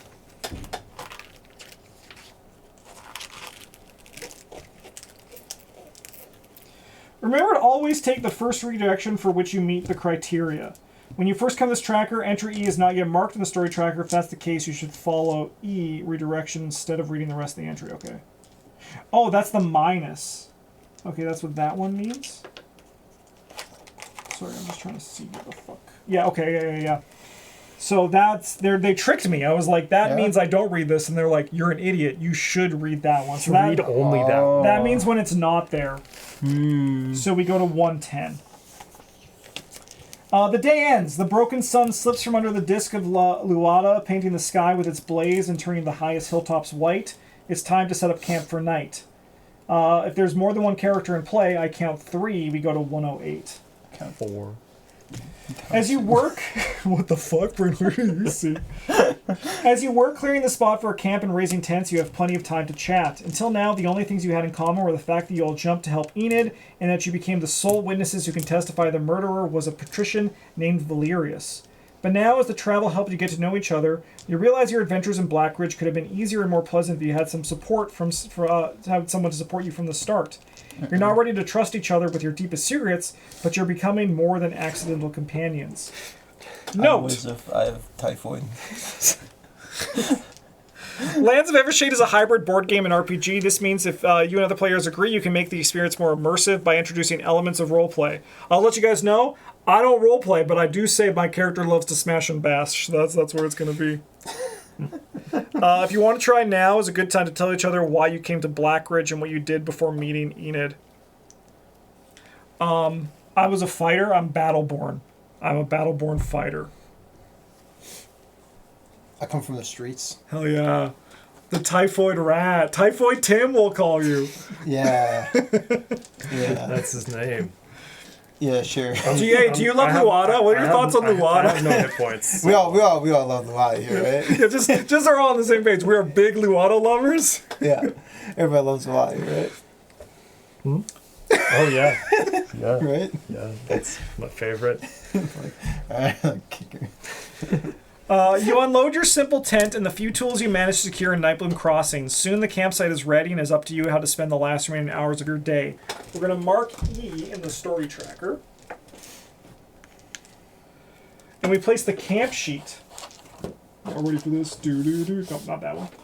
Do-do-do-do-do-do. Camp sheet. Whoa. And then we place this over it. And then I need to grab some more cards for our camp. Oh, that's so hard to see. Okay, so we get You this feed. one. Feed, buddy. Just give him the ring. Yeah, we probably could. We don't need to use the sheet. Let's see, shelter 10 C24 I can't give him the ring. fire. And we also get the surprise of nobody. You can feed him things to get burns, okay. And he flips over to... You can try to feed him more, okay. Here, we actually honestly take them out because that's what I'll use to save between sessions. I'll just put stuff in there that we have. Teamwork! That's the power of the Rammer and Typhoid Tim. The rammer? Yeah, that's me, man. I'm the Rammer. Because I have horns, you see. Alright, so these are all the things that we have as well. So we have Lorith, the Wounded Apprentice. We can talk to her. We have a simple shelter. I thought she was unconscious. Heal, roll a d6 and add your strength to the result. An improvised infirmary. We have a campfire. And we have an empty shrine. So we're going to go to 114 for a camp tutorial. This tutorial will help your first camp phase and your first character advancement. We're leveling up, folks. Each character with an advancement token. Okay, so to complete it, simply follow the steps below that match the steps listed on the camp sheet. So each character with an advancement token in their pouch advances.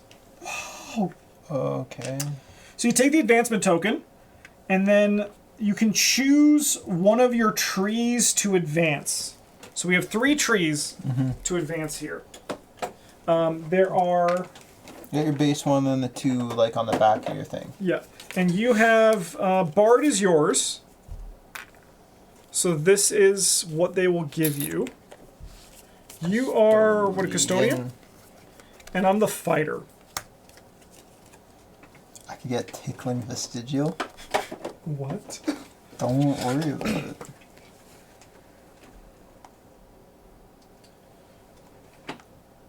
What do I get for the other thing?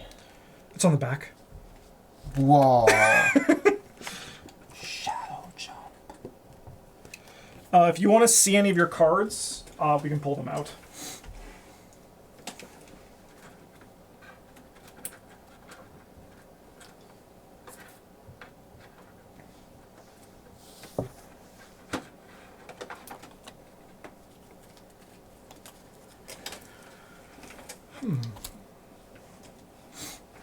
I should probably go for the stat upgrades to start.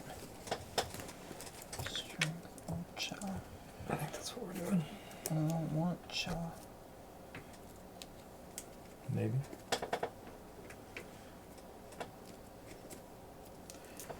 P37. Fuck it. Can I have the S cards? Right there. This teetering tower. So I get the P cards. What do you need? What number? 1 or 16. That's easy. One's right here. And here's 16.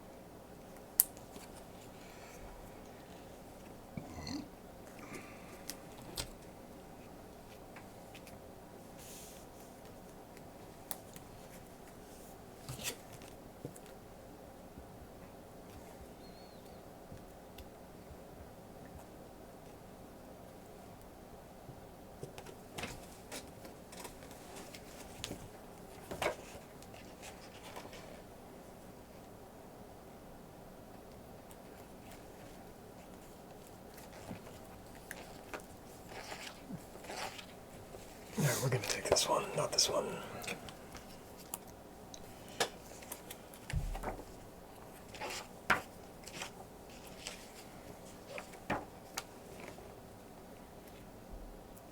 So we're offense on that side and defense on this side.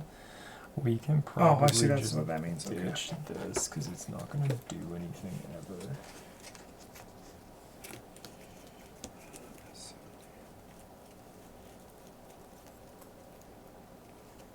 My friend shot. Good joke.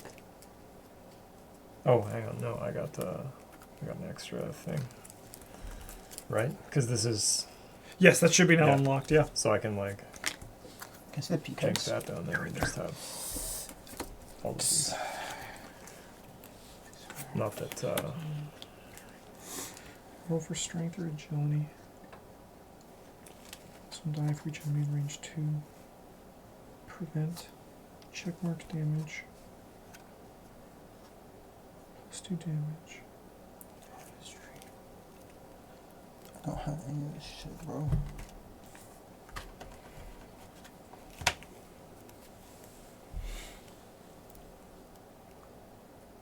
I'm gonna need you guys to level me up 2 more times so that I can have 2 hit points.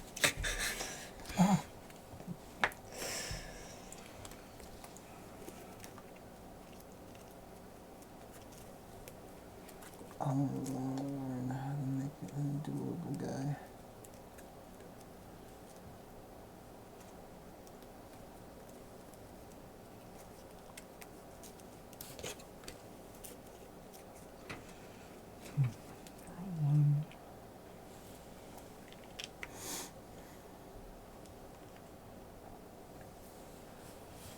we'll just take a charge. That sounds fun. Whoopsie. Just dead.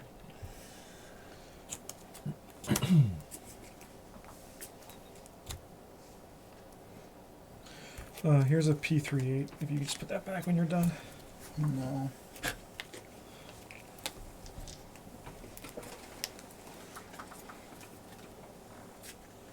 Alright, refresh all action cards and heal HP of every character. God damn it. You mean I gotta participate again? This is bullshit.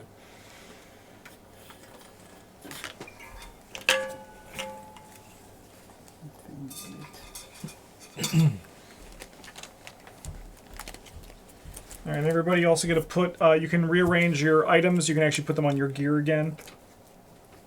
If I use a flipped card and it doesn't instruct me to flip it back, It'll flip back at the start of your turn. then so it just like stays this way. Yes. Oh yeah, it'll flip back when you activates, but otherwise it'll stay. Okay. So like cool. when your That's turn cool. starts. I go first at all times now. Hell yeah. Poor boy. I'm the best. Whoa. That's neat. Because And I've then- got the decider. Oh, So okay. you can vote against me if you want, but Putty thinks I'm right too. How many things do we get to do? I'm not sure yet. I'm just setting up my board. Okay. I'm gonna put my next one into 3. Bryn, you're like doing command stuff, right? So I really don't need to command as well. Sure. I think I'd rather support I instead. die real easy. No, So- that was just because there was a lot of those mud guys. Mm-hmm. Alright, so yes, that, Those tutorial enemies, those are rough. Yeah, that was real tough. yeah, just make sure also no one's gained any items, just double check because I might have missed it earlier. If there's a number on the back, you get a card. Mm-hmm. But I don't think anyone has any of those. Just the ring. And we already gave that to you? Yep. Perfect. Alright, these camp procedure steps allow you to build new camp structures, upgrade existing ones, and new companions. If you have more than one for a certain camp slot, you may place any of them in the appropriate slot, move the other card to the pot of your inventory. Place each character model on a chosen camp card in any order. Some cards only hold a certain number of players. If you have a partner, you may place them as well, although some cards require non-partner characters. In order, Let's go. and in order to resolve the actions of all camp cards of the characters, only characters on the same card can support each other in roles. If there is more than one action on their card, the character needs to pick one. Some cards may redirect you to entries starting with P. You find those in the player's handbook. Discard all models from this camp sheet, return it to the box, and continue the game. You have now completed all steps of the camp phase. To continue, just take it. Okay, so we got to do one action each for camp. I'm gonna go the empty shrine. I'm gonna try to heal one of my terrors and someone else's terrors. Oh, nice. What does Probably Campfire Bryn, do? because he's the most fucked up. You get an attack, an attribute boost, looking for Or, flames. You may heal a terror. Putty, what does Putty want? He wants you Putty? to feed him shit. Feed it! Yeah, he's just hanging out and he's like, feed me, see? Oh, I can't. I mean, I can't really talk to him. I can feed him. Campfire. I would like it if is looking somebody for else flames. could fix like my injury there. Otherwise, like I'll go do that. I could probably try that out. I have. Assuming we want to feed Putty. I mean, I feel like we want to interact with Putty, right? Sure. Chosen character discards an injury. I can gain a terror because my medicine is bad. Roll d6 and add your strength. I mean, Putty also can go somewhere. We could send Putty in to do stuff. Putty does have stats. He has ones and everything except for he has Bryn's charisma, which is kind of crazy. We should send him to pray. We should send him to pray. Yeah. I mean, he could, yeah. I don't see anything that specifies because it's just up to player characters. So Yeah. yeah, let's send Putty to pray. Oh yeah. Yeah, I'll do the infirmary, Bryn. I got you. Feeding Putty, like I can pay him, I can give him the money. Because I don't have items Yeah. to give him. Plus Which I'm pretty sure one die for only lore. gives me boons. Only lore? Unless I get good number. But Okay, I'm praying. Good luck. Thanks. alright, well, I got 2 fate and no successes. Want to do a reroll? The fail is just you may heal 1, so you can just get 3 fate. Yeah, you could. I'll just take 3. Because then we can just fire this guy, right? Yeah, so you may heal 1 terror. I'd like to. And then here's 3 fate. So fate is limited, but we've been using it as soon as we get it because we love the shit. Apparently, it's not limited. This is Putty. Yeah. Putty's got 2 successes so far. Probably doesn't matter what the other one says then. No, because he can't gain fate. No, he can't. You and the chosen character may heal 1. Okay, we're gonna... Travis has healed his. Yep. Okay, then Oh, I probably healed doesn't one of matter. mine. You should immediately shield the other one. I don't get scared easily. I get scared very Everything easily. should be scared of me. I get scared very easily. Sure, yeah, we'll use it. I do the magic stuff, and the magic can give you the Yeah. things. Alright, I'm going to do some healing. Intelligent 8, +1 for medicine. So I'm going to roll 2. I get 1 for medicine, and I will use my intelligence bonus there. I do plan to spec into like the rogue or the mage half of my stuff more so than the rogue. So. 3 successes. Bryn, you can discard 1 of your injuries. Thank you. I would just appreciate having like a more than Yeah, I have a bit more. that I It would be extremely funny if you just died in the first encounter. That would be really first good. real encounter. I'll do this thing, I guess. I did not discard an item, so I get +1 die. Nice. So looking for charisma 10. 2 But successes. you want to eat? Well, you have to eat nothing. Oh. That is 3 successes and a fate. Whoa. So you gain 1 of these boons. Then flip this card and place it on the other side. Is this one just like another die? I think that reduces Or reduces their difficulty. Yeah. number? Yeah, okay. That's pretty sick. It's pretty cool. Feed it more. Go to chapter. Like, I don't have anything else to feed it? Oh, well, Like, no, yeah, what- We're done. We're done now. Okay. We're done now because we only get 1 action. Right, so he just stays flipped. Yes, that's his new state. Okay. He can power up. Sick. All right. You've now completed. Continue the game. We just take another action from sheet 3. Okay. Okay, well, let's go to the place. You want to explore this one? Does that take an action? It is the action. Explore. Does it Go take to a the day? entry. I don't know, but we should explore it, right? Sure. I guess. It's kind of the. No, I think we just don't interact. We just power through. We only got 6 days to get this lady hit there. She's gonna die. If there's a marker in this space, go to 227. No. This is a dangerous mountain pass at the start of the old road that once led directly to Whitewell, now neglected after Bulgrim claimed a part of the lands ahead for themselves. Since then, the trail's fallen into disrepair. Soon you reach a point where the road breaks off with a sudden 50-foot drop. A rope ladder, frayed and nearly... Travis is good at agility. A rope ladder, frayed and nearly disintegrated by runes, and rains and winds dangles precariously from the edge. To the side, a breathtaking panorama of the lands between you and Whitewell sprawls like a dark tapestry. While you ponder what to do next, a faint call for help comes from the distance. Too bad. We're already helping someone. Does anyone have survival? Yeah. Travis. Yeah. Make a new rope. Okay, so this is a choose. We have a special one because of your survival. Yeah. Make a new rope from the remains of the rope ladder and tie to the top of the cliff. Or we can study the landscape beyond the cliff, or follow the voice, or we can leave. We'll leave. So we just take an Okay. action from 3. We're like, all right, we came, we saw, we're happy. I'm down to like make a new rope bridge. It is a special encounter, right? Yeah. Yeah, it's going to cost us 3 days. It just seems like this rope needs to be perfect. This is really hard, guys. You use the rope bridge to make a sturdier line that can be used to descend and ascend, connecting this area to the lowlands below it. We got to place a marker on this space and the Bulgrim grounds. Yo. Oh, so then we can move to the Bulgrim grounds for free. That was a great choice. That was a great choice. Thank you. 227, we go to the next one. I'm so good at time rope.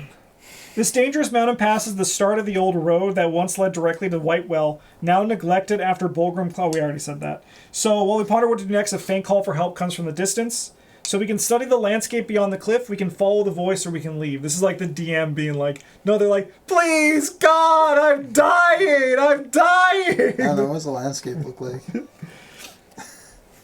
Yeah, I think we do. Let's go 172, let's see. Give us some lore, please. The view is not only awe-inspiring, it also helps you notice a chaotic camp full of carts and people and tents in the middle of the plains below. Why have they stopped halfway between Black Ridge and Bear Peak? Because they're waiting for a big group to go through. Yeah, I pay attention to the lore, thank you very much. All right, so now we can either follow the voice or leave. What do you think, Mr. Decider? So I think we're already helping someone, Okay. and we shouldn't half-assed help 3 people. That's fair. Yeah. Or whatever, right? Like, we should probably help 1 person good. All right. That's my thought. That's cool with me. Okay. I'm down for it. Taking action on sheet 3. Let's move on. Yeah, so move the party model to any connected space. Then if there's a danger token, if there's a marker in this space, choose again. So we explore Bulgrim grounds, right? We gotta go see my buddies. Yeah. Oh, hordes up, hordes up. Yeah, only the guys who live here don't do that. Hey, Russell. You don't need to do this. Yeah. They just like, oh wait, I don't know these guys. All right. Red ribbons that flap on the wind tied to tree branches and bushes indicate that you're entering Bulgrim territory. Not long after you meet the first armed patrol, but we have a Bulgrim, so we got to go to 191. Nice. In the eyes of other Bulgrim, you're not pure. Fuck. Having left your people to wander the world, however, they still recognize you as their kin. Oh, thank God. Go to 239. Woo! That was a little bit of touch and go there for a second, huh? Yeah, that was a bit of a roller coaster. After some brief deliberation, they decide to escort you to their village. Upon arrival, it quickly becomes apparent their tribe is on the brink of famine. You are brought before the tribal council, whose members explain they used to supplement the meager harvest from the dark and barren lands by purchasing grain from the outlaws of Bear Peak. However, for some time now, the outlaws have claimed to have nothing for sale. The council asks you to find the reason for this and attempt to resolve the situation if you happen to travel through Bear Peak. So now we got to take an action from sheet 3.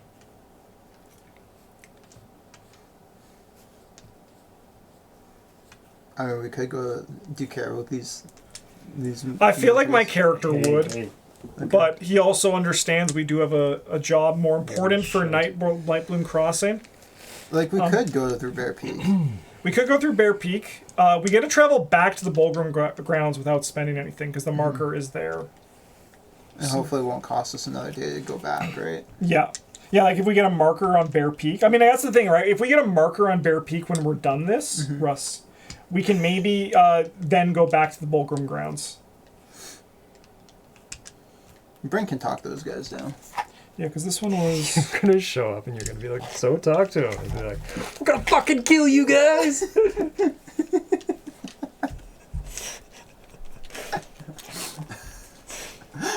The least charismatic. What's up, Russ? I mean, I think just also because there's a danger marker there, it'd be fun to go and do, like, that kind of thing. I don't want to do combat ever again. Never again? We're going for the peaceful approach? Yeah. All right. No, we can go in there and talk. Yeah. All right.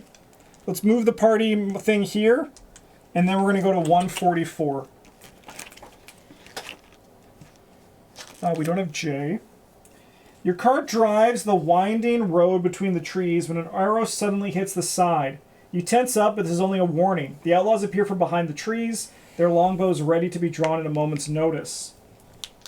Their leader, a flamboyant ashen-skinned man with a drop of elf blood, walks over to you. Hello. Let's make this simple, he says. Your gold or your life, or both if that's what you prefer. Seeing you weigh your options, the man adds, keep in mind, your wealth will be put to good use. We may have mouths to feed in the lands around Bear Peak, and the Whitewell cares little for them. We have like $2. Yeah, like I fed my money to Putty, so I won't fucking... So, we can fight them to go to 143. Okay. We can lose all our brill to give them all of our coin. We don't have a Can we ask them why they're not selling grain anymore? And then tell them that we're here to kill them unless they start again? Oh my god, that's interesting. If there was a quest model in here, we could warn the bandits. No one's a noble? No. No, perfect. So we can either fight them. I mean, I think it's only 2 coins, right? I guess. We could also fight them. What do you I'm guys think? fine. Just give them our money. Yes. Nah, Travis, you need that money to buy things. I find things, I don't buy things. One Yeah. coin's not gonna buy it. I have no money, so I don't care. Yeah. Easy come, easy go. Yeah. 127. I've already thrown mine away for a minimal advantage.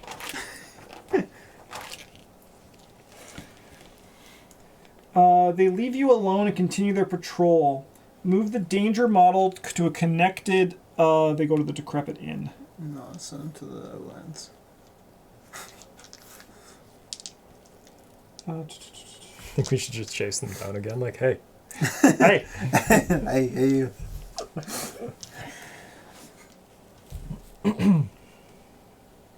How do I lose this? Oh, there it is. All right, we could take an action from sheet 3. Oh my God, Russ. Listen. Let's do some exploring. Yeah, do the book Bear Crossing. Yeah. Let's do it. 180.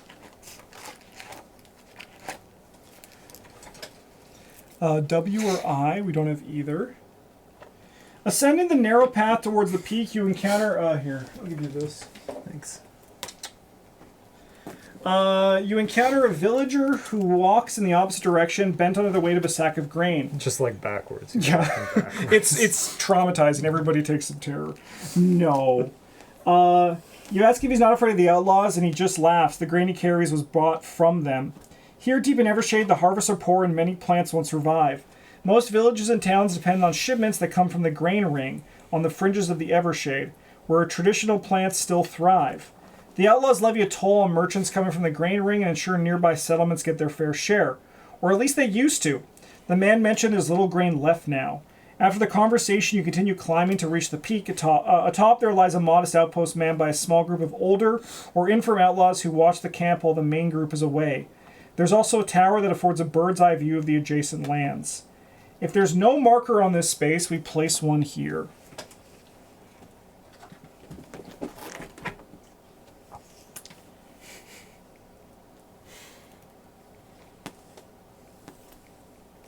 How do I lose this immediately? This is 180. Okay.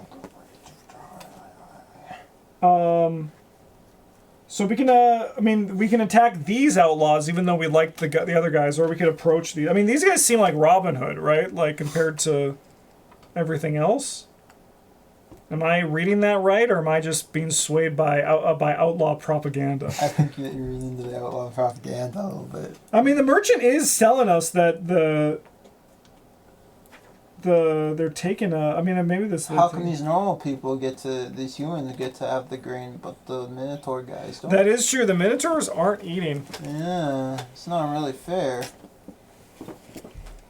I bet there'd be a lot more grain to go around if all the outlaws were dead. It's probably true. Or all the grain will just go to Whitewell, and everyone else will just fucking starve. Oh yeah, no, that could happen too. Yeah. I mean, I think we should. Do you want to approach these guys? Sure. 183. We love talking to people. Yeah. We're really good at it. Take too. the peaceful actions. Yeah. Well, one of us is really. Two of us are really good. Bryn and Putty. The outlaws are welcoming and treat you to their meal. They admit their leader stops any merchant wagons that try to pass by Bear Peak and extorts tolls, but then he uses the food and wealth to help nearby villages, including even the Bulgrim. This worked perfectly until recently. A while ago, the merchants stopped and instead stay in Foothills Camp by the road, gathering more carts by the day. We're mighty curious what they are up to. What are they up to, the old outlaw says. Maybe you can go and discover it. In return, they allow you to climb their watchtower to get a good look at the lands of the shadow of Bear Peak. You take note of all the shortcuts and secret paths. If there are no spaces, if any of the following spaces have no markers, place one there. So we're going to get a marker on the Crossroads and the Decrepit Inn. That's that one. Yeah. We could just chase these guys around. Hey, do you remember us? Hey. You're our buddies. Okay, we take an action from sheet 3. Maybe we can rally them and go raid the carts, the merchants. I think we should go check out this merchant thing. I think we. We have a lot of days saved for us because of all these markers. Yeah. That's fair. We also got to do another camp. We got to talk to Putty again. Oh yeah. Sure. He's gonna be like, feed me more money, and we're gonna be like, we don't have any. So we progress the time token by 1 day. And then, if there's no marker in this space, if the time tokens end, we go to 125.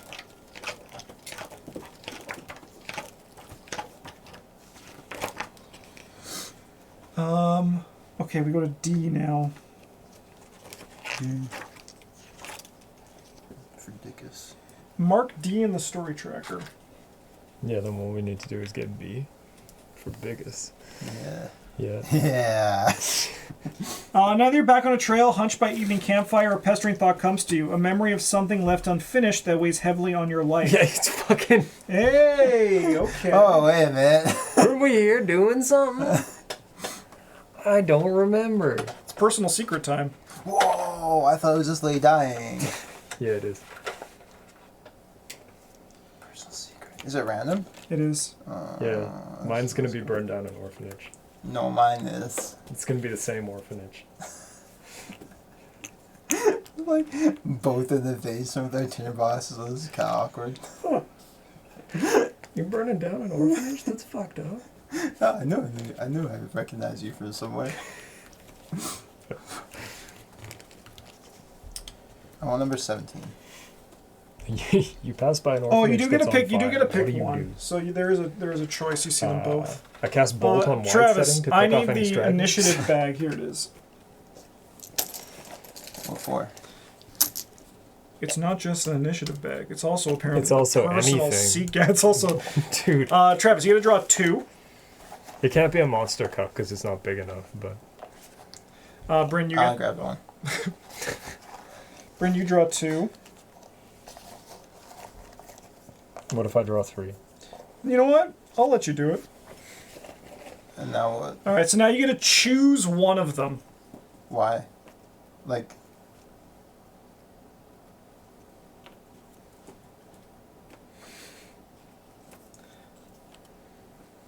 And then we got to read the personal secret. I don't get to know what they are, huh? No.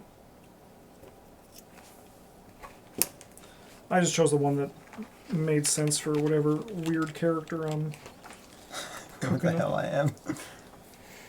Alright, Do so... you get this back, or am I supposed to eat it to keep it secret? Oh, no, you can just... I don't know. I didn't give them to you.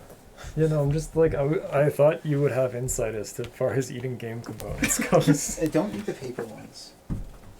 Yeah, but they're the easiest to digest. Yeah, but you digest them. That's the problem.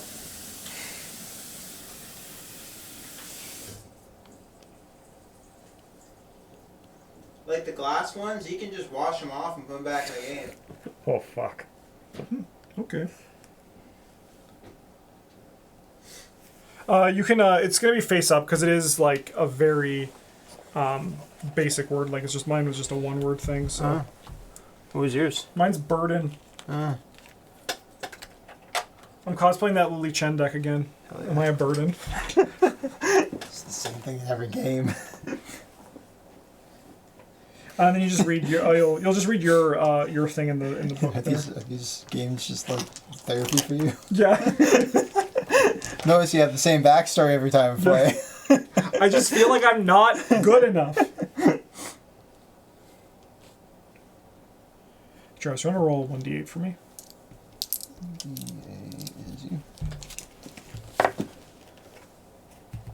Okay. What'd you get? An 8. These guys move back No, I over got here. 4. Oh, 4? Oh, you tricked me. I This did guy goes lie. up to the new way. I don't have deception yet. Okay, you know what? You're getting there though. You're like, I can tell you're. Yeah, I'm Doing pretty practicing. good. I'm a couple away though. I gotta get some more subterfuge points. And then I just keep this. Yeah. I got personal secret number 3. Ooh, that's a good personal secret, I bet. I killed 3 men! This is the 3rd orphanage I've burned down. I killed 3 men. Sorry, I kissed 3 men. Sorry, what did you say? Who are you? I mean, I am playing a All bard, right, so, I'll like, kiss okay, you, I'll sure, kiss you. Fine. It's cooler than I was expecting it was going to be. What'd you get? Sibling. Oh, that's kind of neat. Little rat brother. Or sister, it didn't specify. That's because there's no difference. And it's only little because I'm also little. Everyone's little. If there's No. 44. Well, all of these guys are little. Yeah. All right, guys, we get another camp phase. So we get to heal back up to full again. You can just exchange things in your pouch, but more importantly, we get to talk to stuff. I think I'm going to talk to Leorith this turn. I'm gonna talk to Putty again. Unless somebody wants to who has like nobody has any money, it doesn't matter. Yeah. We gave the money to Robin Hood. I should have known it. which They're all wearing actually, green. like, in hindsight doesn't seem he's like, you guys have nothing? Well, you better give it to me. Yeah. The people around here need more nothing. They have also close to nothing. Putty has 1 armor. I'm going to do some healing. Oh hell yeah. Nice. So if Putty's next to a wall.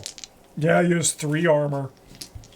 Alright, I'm gonna do... we have P99 for Putty, but I'll talk to her first. 250. You approach Leorith. There are 5 or more days, so we go to 251.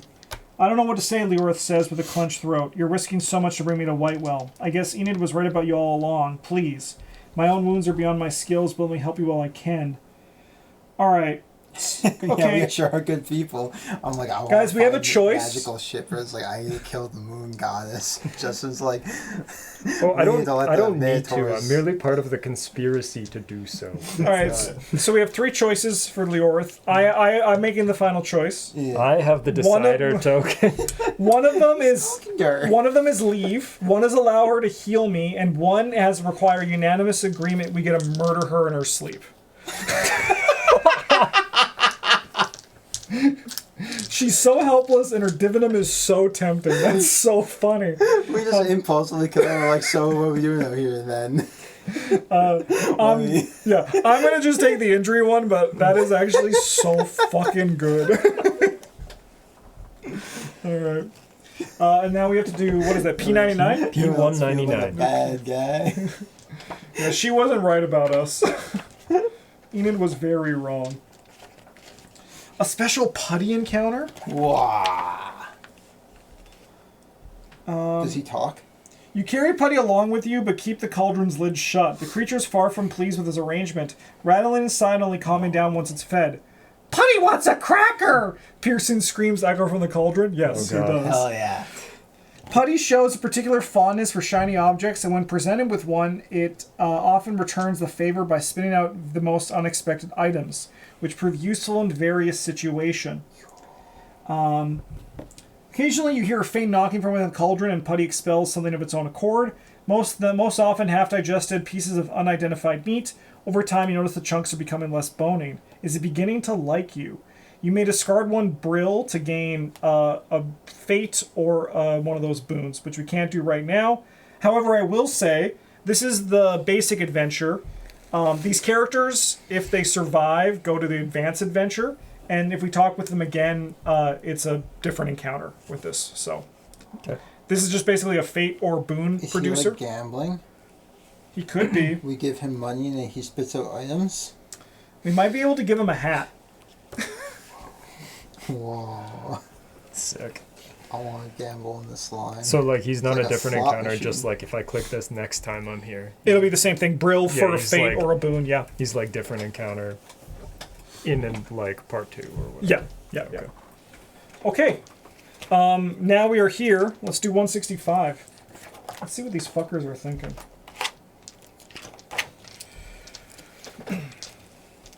W or R? No. The hills gradually turn to plains intersected by the well-trodden shortest route to Whitewell. Several groups of wagons camped just down the path, huddled a safe distance from Bear Peak, as if afraid of campfires that burn on the mountain. Among them you see both simple travelers and many rich merchants with what looks like large shipments of grain straight from the grain ring on the edges of Evershade.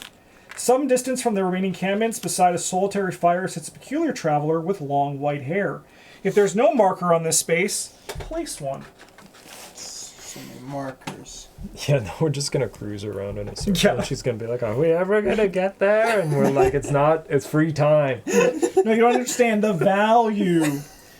All right, so we can approach the grain merchants. We can mingle with travelers. We can trade. With what? Yeah. We got shit. Oh, we would have been okay. Requires only one marker in the space. Approach the strange white-haired man.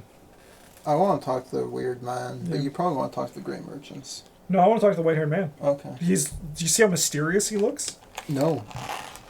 I don't really. Up close, it becomes evident why this man sits alone. He is one of the sun-bleached. Those who have He smells endured like the shit. light of the broken sun and survived, albeit at the cost of most of their memories and their soul. He tells you this, and you're like, praise, what's his name? Macrash. Yeah. Praise my guys, brother. He told you he's the sole survivor of a doomed expedition of his minor noble house that went to the Fade Lands to retrieve an object of immense value, for which someone powerful was to reward them with lands they so desperately needed. Something went wrong, and the sunrise caught them far from Luada's protection. The man has been trying to get back home for many years, but all of his memories of it are gone. He only remembers he used to glimpse of the silhouette of Bear Peak from a large porch, and the countless hours he spent fishing in a lake. He lives in the inn. No, he lives in the lakeside village, probably. Probably. Or the ruined mansion. The ruined mansion, I bet it is. Okay. Because he's like a noble guy. So the only thing we can do two. Well, there's two things we can do. We can leave him for now. So I mean, that's like not doing anything. Or we could convince him to forget the past and take care of the present. Roll for Charisma 8, +1 die for Charm, Diplomacy, and Lore. I mean, I feel like the decision's up to Bryn. Because I'm not doing that rule. Yep. I'm good either way. Like if we leave No, you him, must make the if we decision. leave him here, do we get to come back and do his thing again? There's a chance maybe? he will be gone. There was a stipulation for talking to him. So I don't know how that can trigger, but there is a chance he could be gone.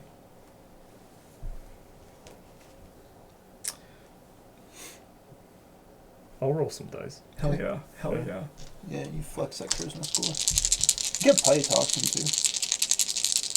You know, like So you like random bits of me? I got some.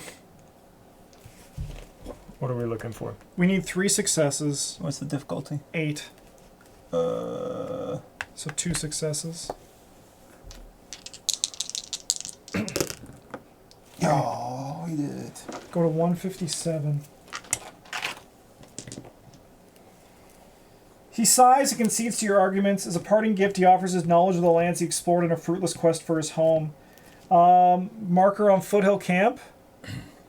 Yeah.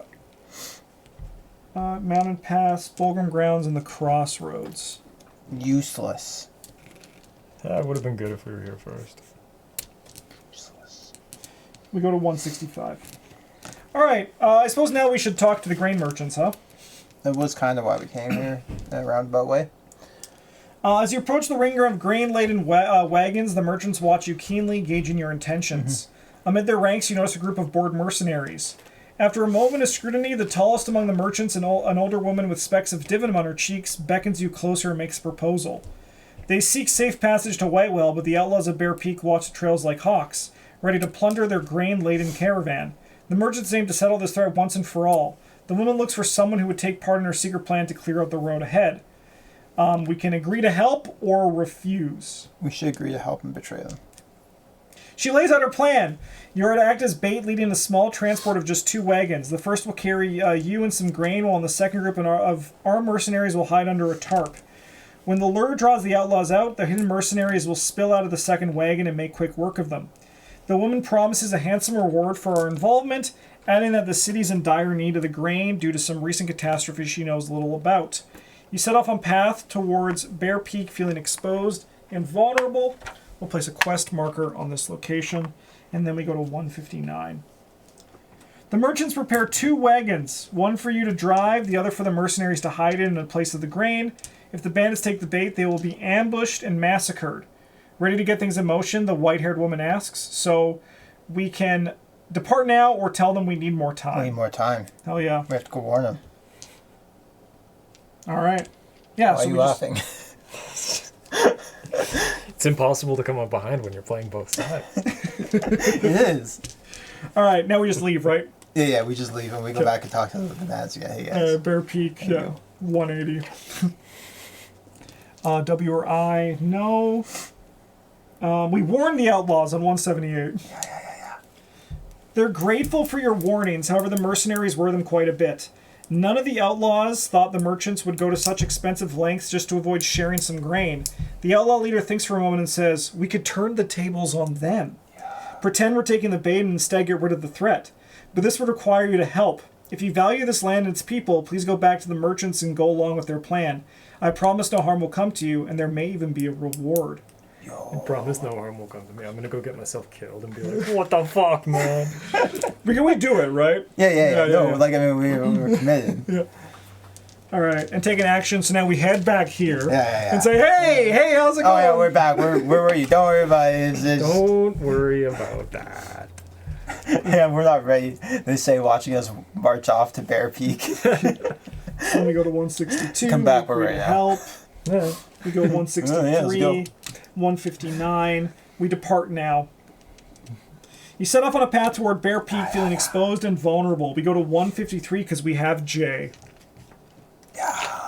That's just the name of our contact with the bandits. Yeah. The carts drive the winding road through the forest at the base of Bear Peak. Suddenly, a flash of light almost blinds you. A fiery projectile comes from the darkness between the trees and hits the cart behind, causing it to explode in splinters and flames. Holy shit. The mercenaries are thrown about like rag dolls. Some scream wounded. Some rise and begin to flee. You jump from your cart and face the outlaws who emerge from the woods, but before they attack, their leader stops them. He comes forward, a flamboyant ashen-skinned man with a drop of elf blood, and says, "Thank you for your help. Now the merchants will have no choice but to pay for their passage with grain, and we'll sell this grain for a fair price to the people who live near Bear Peak. Whitewell will have to wait for its share." Go to 147. We can choose. We can attack him. Now we double cross the double cross. Yeah, you can't ever come up behind. We can ask him how they are better than the merchants if they sell the grain for money. Oh, is that what he said? He did say Fair price, Fair yeah. price. Tell him the city needs the grain badly. Promises to help helping the grain merchants. I think we ask him. Wait a minute. Hey. How are you better?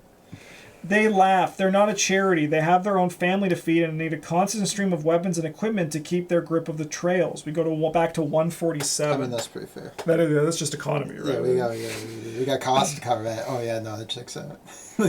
we also must eat. You wanna give us our money back? So yeah, it's like, yeah, can we like maybe No. get this? Well, no, the guys have our money are like over here or whatever. No, this is the same guys. Oh, I thought It's it the was same different. guys. Oh, okay. Yeah. Yeah, that's fucked up then. So we can Yeah. tell him the city needs grain badly, or we can promise to stop helping the grain merchants. So promise to stop. And then we go back and we tell them like, they blew up the cart. We have a Yeah. new plan. Yeah, I think we just like we're kind of in like I think we don't tell them the city needs grain badly because yeah, We just commit to the thing we've done. yeah. The outlaw leader assures you that due to your decision, the province will not go hungry. In exchange, he guarantees safe passage to Whitewell and advises on the swiftest route to reach the city. He then asks what you're looking for there and is worried to hear about your plans to accuse Valerius. Don't get me wrong. Half of these so-called patricians should end up on the gallows, rot and lot. We had a man in our band who was once accused of one of them raping his daughter. He and the girl barely made it out of the city alive, and the charge was never recorded or brought to court. You nod and promise the outlaw to be careful. As you depart, his men are looting the wagon of the grain. You can't help but think about the consequences of your choice may unleash upon the city itself. We mark S and R. I wasn't thinking about that at all. No. I was thinking about why'd you take our money. Can we? You said there might be a reward. Also, you took our money earlier. We gain an Yeah. XP. Yeah. We discard the danger model. Because they're dead now. Yeah. And we place the party model at the crossroads. Well, should we explore the crossroads? We're here. Well, yeah, might as well. It's, We got to get more juicy XP. Several trails cross in this area, mixing people from different reactions and with different errands. Some of them made camp by the old signposts amidst the flickering campfires. You lend an ear to rumors of troubles that brew within Whitewell's walls. Preparations are underway for a celebration that will launch in a couple of days and mark the anniversary of another accord, an agreement signed by the 7 ruling patricians of Whitewell that divided the power among them. At the same time, someone stirs in the common people against holding a lavish ceremony in such troubled times. Another traveler jumps in and claims to have recently seen Valerius, one of Whitewell's patricians, running alone through the wilderness faster than a horse. His story is met with laughter and disbelief. Hey! Travis, Yeah. because you have sibling, you get to read a special entry, P1, Oh, okay. to yourself. I did see him run faster than a horse. I think this guy's telling the truth. What do you think? Sure, yeah. Why not? I hate that Valerius guy. Yeah. But not for the reasons you think.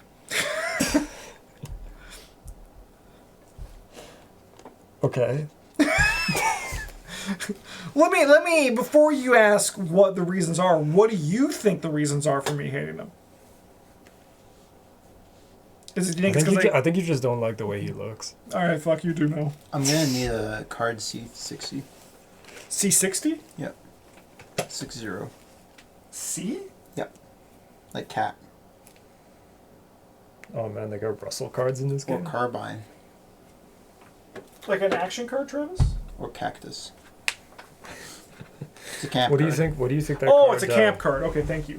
What do you think that card does for a player, man? I don't know, I'm still reading that shish.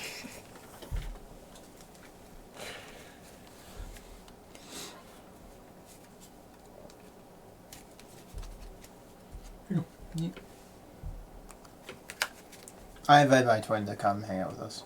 Oh, cool. Yep. So do you just have like 2 models now that you move around? No, they Okay. just They just hang they're out? half naked. They just kind of hang out in camp. They don't Oh, really yeah. do or know They're anything. kind of weird. Yeah. I'm going to talk to them every turn. So Okay. you got any embarrassing stories about the other one? They will not.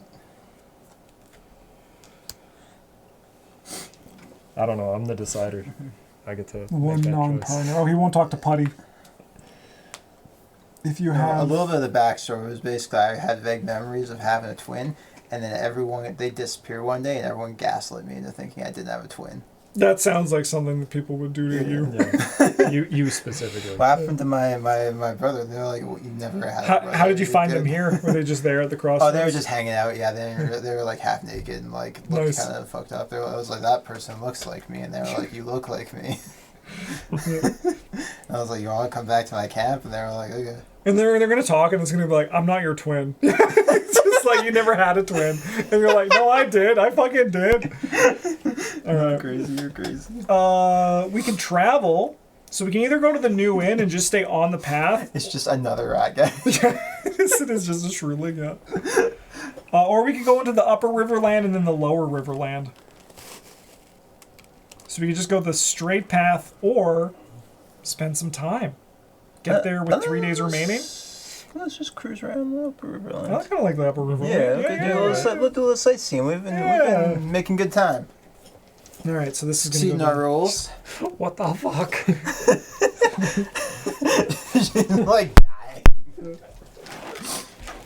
Oh, My lost twin. I haven't seen them since I was a child. They look exactly like me. They don't really talk much. They're going to be staying in camp with you. Also, we're not going straight. Also, we've decided we're gonna take a detour. The vistas in the Riverlands are supposed to be to die for, which you Are might. there more bandits? Is the road closed? No. Another night on the road, a blessed time when you can forget about the light slowly making its way to the disk of Luada, and then we just go to camp. Nice. Do it. Go ahead and talk to my twin. I mean, I'll probably just get my terror gone. I'm going to talk to my twin. That seems fair. I'm going to engage with my quest. Do you have darkness? No. Interesting. That is a special thing if you have darkness. Oh, yeah, sorry. I'm supposed to discard this, I think. Oh, really? Cool. I think that's what it said. Nice. I mean, we'll always remember you have sibling if it ever asks again. Yeah. Yeah, it was like, get this and then discard that. Nice. P15. If I can do this, Sure. and then if you do this, we can discard one of these, and then you and I can both discard a thing. Sure. Unless I fail, which I won't. How about Putty backs you up?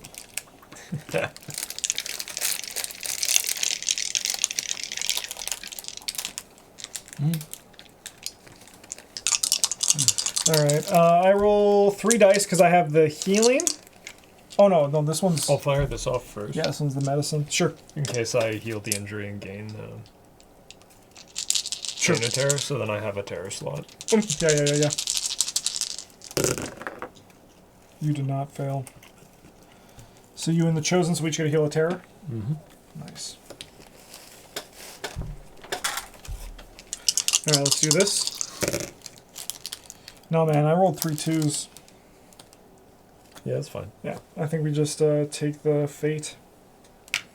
Yeah, if you fail, I still discard an injury. You But just gain a terror. I gain a terror. Yeah, so it's... And then I'll have Putty choose me. Go, Putty, go! Go, Putty, go. No.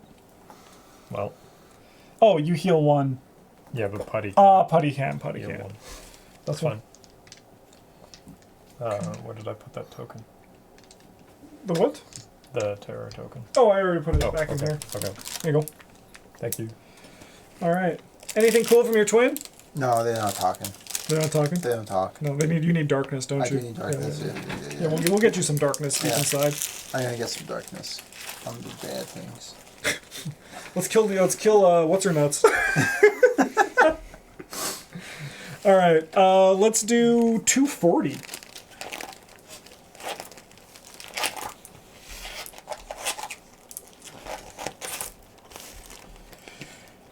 Tranquil lands stretch along the riverside, dotted sporadically with lone farms. Everyone you meet here looks at you with suspicion. To them, you're just another dangerous troublemaker from the hills. We are.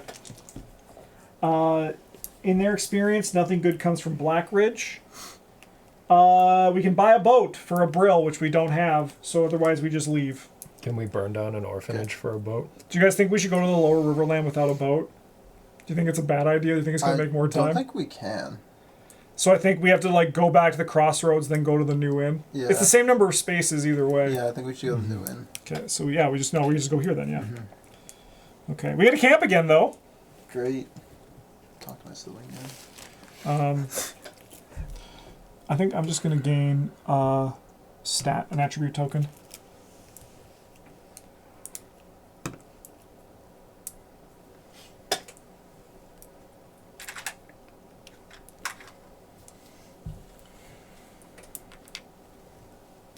Which one do you want, Bryn? I'm just gonna take the heal of the terror. Nice.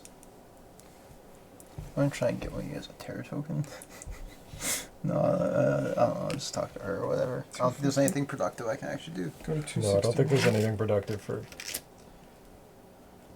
this guy to do either. Yeah. I'm not well, Leorith utters with visible effort. If I die, please put my divinum to good use. Help the people of Blackridge. Without Eden and me, I'm afraid of what will happen to them. The sick children, the ailing women, the wounded men. Please, they need a healer. Her wounds look beyond your help. Without the Archpriest of Whitewell, you can only attempt to delay the inevitable. You can attempt to heal her yourself. Intelligence or agility 10, +1 die for medicine and survival. You have 4 fucking Sure. fate. I will. So we mark H in the story tracker. Intelligence. Or agility. Okay. And I just need 110. You need 3 successes. 3 successes. 3 10. And I can eat one of these to... To get a +1, yeah. Okay, I'll eat intelligence then. Nice. I get +1 for survival, you said? Yeah, or medicine. I mean, I think I can assist with this. That would be sick. I do have medicine. I got you a 7. Okay, I got no successes. That's a fate roll if I've ever seen one. Yep. I got 1. All right, we're getting I'm closer. gonna spend all my fate on this. Yeah. That's 2, 3, 4. You got there. Okay, and I get fate back. Huge. All right. You get a reduce. More time. We just go fucking around the other. Yeah. Yeah, because reduce was the anti-clockwise, right? And The what? The what? Yeah, she's like, oh, wizard, you're so good at healing, making people not die. And I'm like, yeah, but not that weird, But not this one. what weird That half guy's elf guy. fucking weird. I was gonna say you. okay. Should we visit the new inn? Yeah, that's what we're here for. Where's the old inn? Whoa. Whoa. Decrepit. The white walls of the new inn are visible from afar. It sits right. Oh, do you guys remember Jafar from Aladdin? Yep. Cool guy. Not really. It sits right next to the main road, offering travelers a final resting before they reach the safety of high walls. You know, this place is usually packed with people, but the owners have little patience for vagabonds who have no gold to spend. Ooh. Ooh. It's okay. Next to the inn, you notice some long stables and a post house. This close to the city, you no longer need most of the travel equipment burning in your cart. For additional charge, you could exchange your small cart for fast horses that could carry you to Whitewell in mere hours. No one has passed for a secret. No. We don't have the money, so we just have to leave. We also have infinite time, so Yeah. yeah, I guess let's. Go to the next spot. I was gonna say the decrepit inn, but yeah, We could. it's free. It is pretty free. We should explore It this. only costs us real lifetime. And that's not worth anything. Clearly. Also free. You're now close to the old road inn, abandoned years ago just like the trail it once served. Yet, from within the ruined walls of the building come odd noises mingled with a voice that resembles a child's laugh. On these wind-swept plains, among the ruins, these sounds strike an eerie chord in your soul. Does anyone have Arcana or Failing? Failing? Yeah, like it's a race, I Yeah. think. No. You have Arcana? No. No? Alright. No. No, I got alchemy. So we can approach the old inn or give the old inn a wide berth and leave. I think we should approach it. I think so. This sounds like a fight with a cool little zombie kid. What? As you come close to the entrance of the inn, the voices inside suddenly stop. You slowly step into the dark interior. It appears vacant, but the moment you cross the threshold, the doors and windows slam shut. A wild cry comes from the dark corners of the room. Chairs and heavy barrels lift into the air and are hurled one by one in your direction. We have to choose, which is either conjure a projective shield to stop the blows, intelligence 10, or break the door down and escape, strength 10. I am very strong. You are very strong. We have athletics and large. Oh, we can also stand our ground and protect ourselves. Nah. Each character separately rolls strength 9 plus 1 die for armor or warfare. Interesting. They all have different results.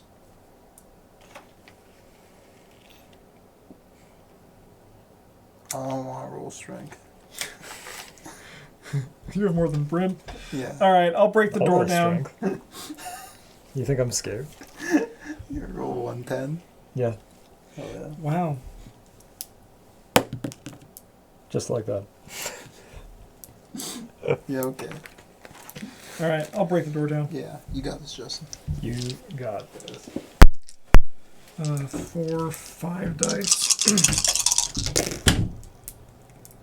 Yeah, 2 successes. Hell I yeah. go to 193. You managed to flee the inn. All right. Cool. Want to go back in? Yeah. Do the other one?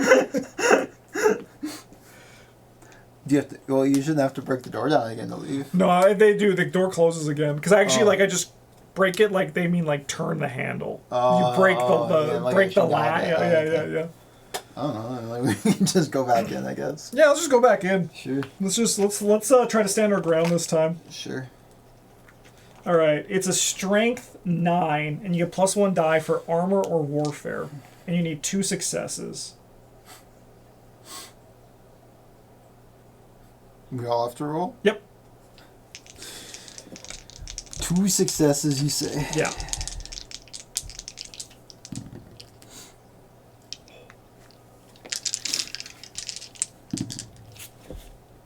That's a 9. Ooh. It's not Almost quite. a 9. Yep. Oh, you got your fate back. Yep. You take 6 damage reduced by your agility. Jesus Christ. I do have armor. Oh no, I don't have armor. I do have warfare though. Gonna fucking die. Yeah, I'm good. Yeah, of course. Yeah. I'm very strong, you see. Yeah.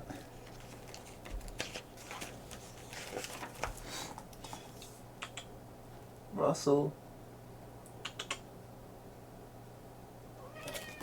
What is it, buddy? My What? coffee. What do you need, Russ? Do you want to play some more, bud? Do you want to get the colorful tail? Do you need to go take a pee, and that's why the door? You're like the door's closed. You need a poop? You need to dig a little dumpy do. You might. He's not fucking with us. No. Okay. Man, this is. I peeked. It's really funny. Oh, okay. Yeah. Just while waiting for. Are you gonna laugh when you read it, or like, are you? Because you already know what's gonna happen, right? Yeah. Am I gonna laugh? Yeah. Yeah, I'm Are you gonna act like you don't know for Bryn's benefit? Yeah. I will. Bryn, we went back inside. Yeah. So you have to test strength 9 and you get +1 for armor or warfare. Well, I don't have those. What happens Okay, if I good. fail? You need 2 successes. You could roll a 12. You have a 1 in 12 shot. If anyone can do it, it's probably not you. Thanks. Yeah, you're right. I'll get a fate. You get 2 fate. 2 Yeah, fate. because you fail. What happened to me? You take 6 damage reduced by your agility. Sick. We then That going to go to hurts. 194. Sick. Doesn't After feel a great. while, the bombardment comes to a stop. The laughs and voices disappear in the distance. Now free to wander the ruined inn, you find the footprints that resemble human feet. If there's a quest model in this space, go to 179. Otherwise, we just take an action from sheet 3. I don't imagine I'm allowed to support myself. No. Yeah, okay. Should we just go back to the new inn? I guess so. It's camping time! Everybody heals to full. Great.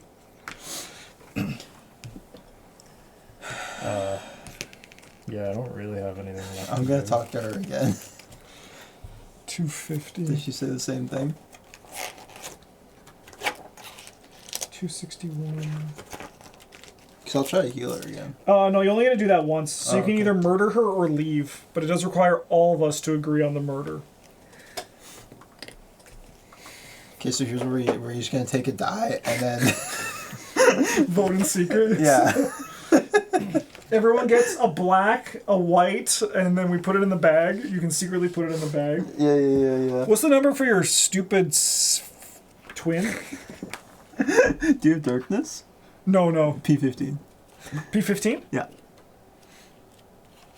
I want to see what this fucker's all about. Okay.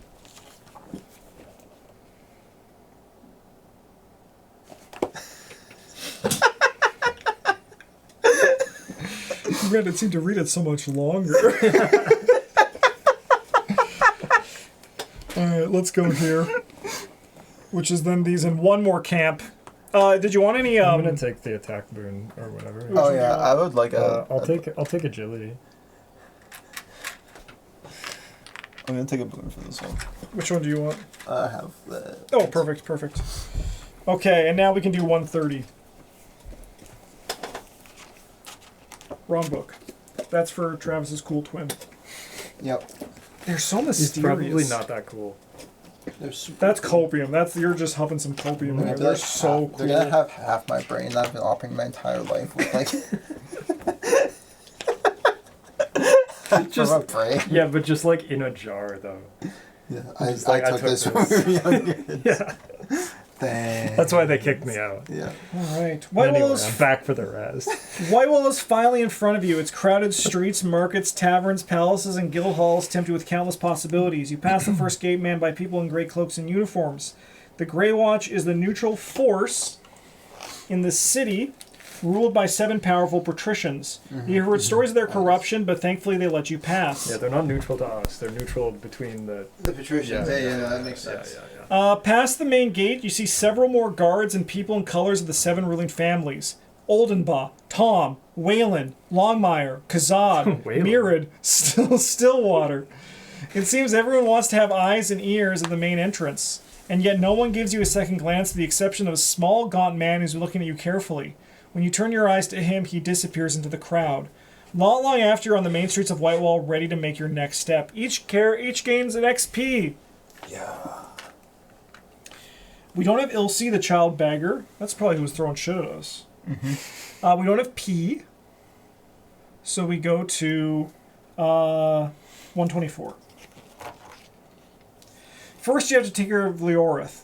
Ignoring the grifters and peddlers who prey on travelers entering the city, you rush your cart towards the main temple of Arid. Discard her. And then mark T in the story tracker.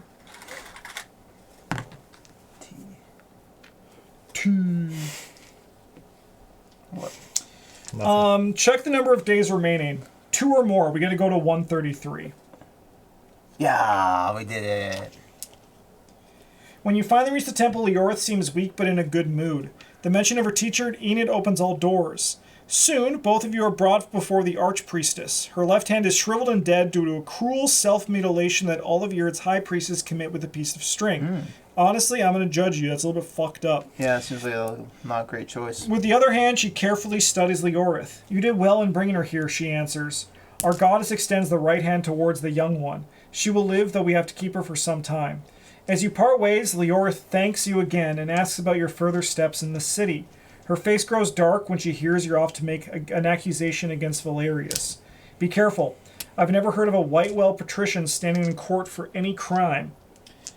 Except for when charged by another patrician. Yeah, but I'm you sure also there's a live in reason the for that. boonies. Yeah, you live at least 5 days away. Yeah.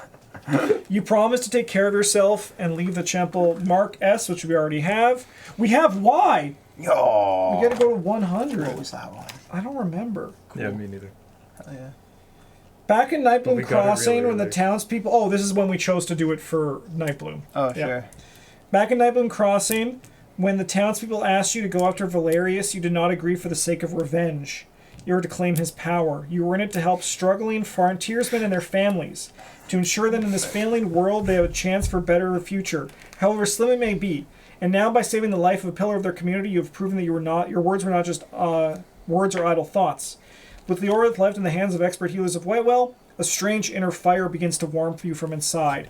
You realize your actions can really make a difference, and it feels good. And we gain power. We each gain 2 attribute tokens. Oh, cool. I got 4. What do you want, Travis? We'll get some strength so that you can pass a number. No, give me another agility and another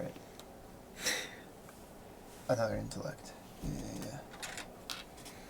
Thanks. I'm going to grab a charisma. It actually stands for Intellio. I think I'll take another charisma. Okay. I don't need... Agilio and Intellio. Yeah. Yeah, you think it wouldn't, but Do. it do. Without Leorith, your task is only is just half strength, though. finished. It's weird. The man who killed Enid and wounded her apprentice is still at large. Who knows how he'll use the power he obtained? Your accusation is the only thing that can stop him, and you need to do it fast before he claims more victims and becomes even more powerful. Your only real option now is to go to Whitewell's Court of the Realm and testify against the patrician Valerius Oldenbaugh. We got to remove the time tracker. Nice job, she didn't die. We did it. Yeah. Go to 74.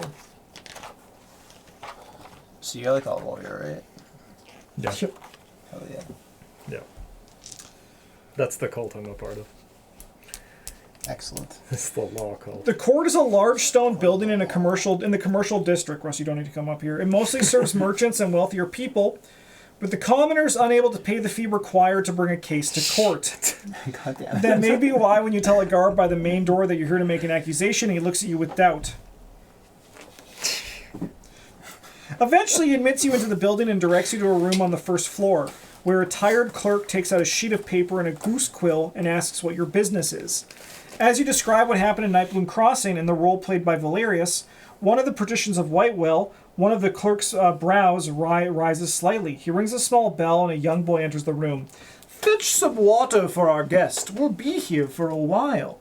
Then he tells you he needs to make a detailed account of everything that happened if your testimony is to carry any weight.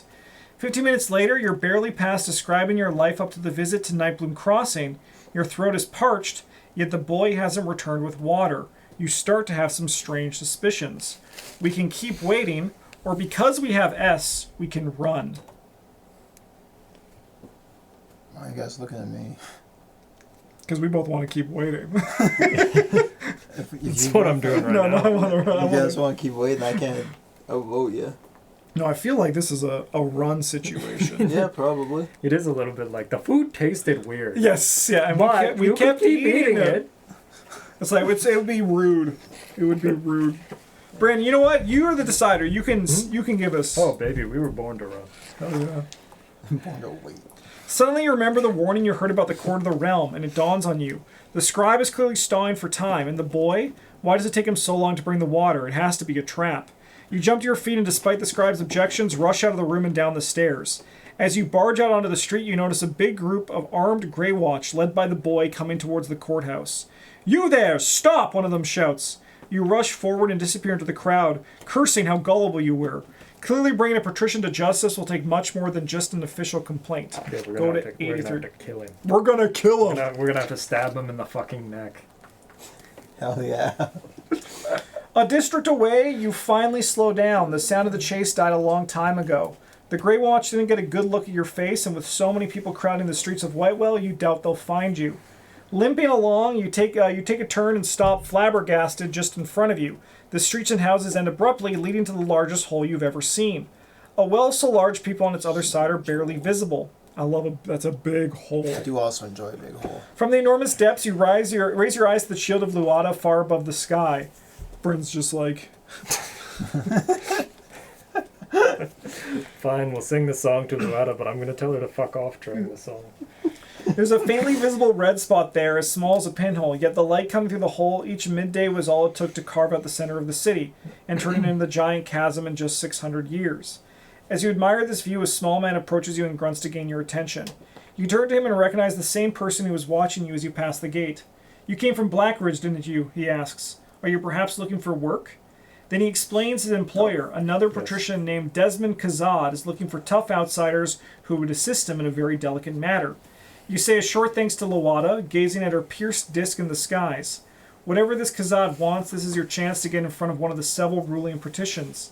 From what you've heard, they're not exactly friends. This looks like your only chance to go after Valerius and finish what you started. It's very DM coded. This looks like your only chance. Yes. Each character, yeah, that's what I imagine. Like, it is like, this is the DM being like, all right, go this way. We each gain an experience. Yeah, I'll level up. Pew! Remove all markers from A to S. Is that inclusive? What do you mean? Is it A to S, like up to S, or is it A including S? It says slot A to slot S, and then it says leave the markers in T, U, V, W, X, Y, Z. They've planned for just exactly making sure. you. I am the new decision maker. Congratulations, we completed Act 2! Wow, this is a crazy... Depending on Act 3, can take 45 to 3 hours. We are going to end here, though. Mm-hmm. So we're going to stop and resume later. Leave the components on the table or use the rulebook to save your game. Then you're ready to... on the table. Yeah, just like, we come back, Russ has just destroyed it. Fuck! Alright. Can we level up first? No, we have to camp to do that. But just think how fun it's going to be. I'm not going to remember what to do. That's okay. Saving again. I mean, I imagine it's pretty easy. I'm going to get some agility and some more HPs. What are you going to get? Nothing. Yeah, what am I going to get? The bard gets nothing for leveling up. I'm probably going to get some agility and some athletics. Nice.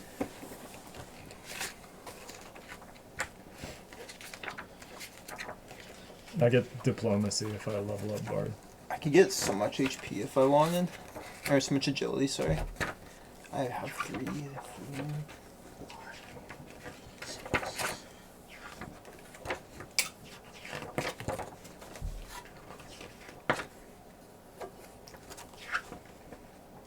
Hello. He gets 7 HP. Ah, saving the game. Okay. Oh my god. Note down which act and adventure you've completed. Save each character in the character tray. I imagine that we don't. Our stuff isn't going to save in there. Okay. So, character tray. Character tray. For you, Bryn. The next level up, I get a song so bad it hurts me. Oh, the fate does go in here. Wow. Wood. You can put putty in there, Bryn. There's even a slot for him. And then I'm gonna put my cards in here. You can leave your that in there. That should be fine, I think. No, this is in my... Goes into my pouch. I ain't using my pouch. I'm using my pouch. Iron good. I mean, I folded the box up, so I might as well.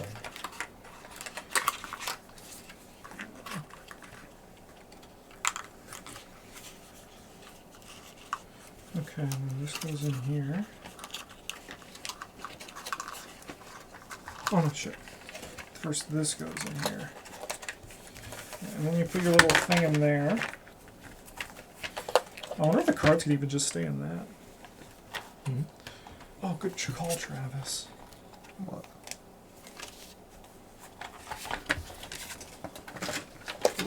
What do I do? Oh, the reminder cards. Oh, yeah. Wow. So cool. Whoa, and that thing goes over top of it. Okay, Yeah. that's pretty cool. I'm gonna keep these too. In here somewhere. Probably looks better if I put it in the right way.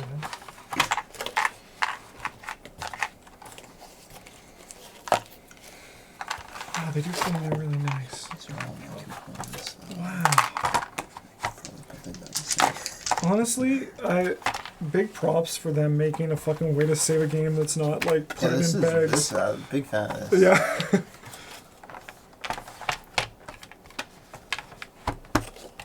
There you go, Bryn. Like, I would pay an extra $5 for something like Gloomhaven or whatever for this shit. For this kind of shit, yeah. Wow, look, I can even like Dairy Queen Blizzard it. So funny. Just kidding. I'm done. Oh, fuck! No. Thank you. Thank you. But how do I save that? Do I just have to remember? Because if I have to Well, we're remember like that... done with this. No, I mean the TY. Is there not a separate thing for it? Not a cover for that. Oh shit, I could have put these in there too. The lid will hold them securely in place. Whoa. I don't believe it, but I'm gonna trust it. I mean, it's a T and the Y, so it's, it's 2 things. Yeah, good job. All right. 2 things, thank you. Well, thanks for watching, everybody. We hope you enjoyed this Lands of Evershade. We did. Yeah, it was It's fun.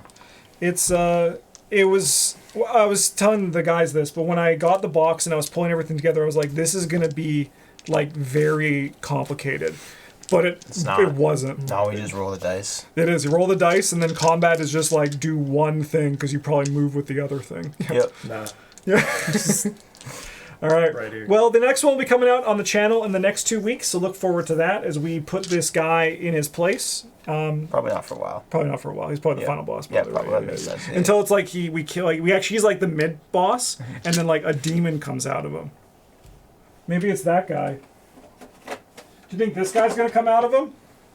No, I think that we're gonna like kill No, him, I think it is. and then another patrician's gonna swoop in and eat all of his stuff. Yes. And then we're gonna have to kill all. work our way one through of all Just kill of everyone else, seven, yeah. them. Yeah. Yeah. All right. Well, thanks for watching, everybody. Bye.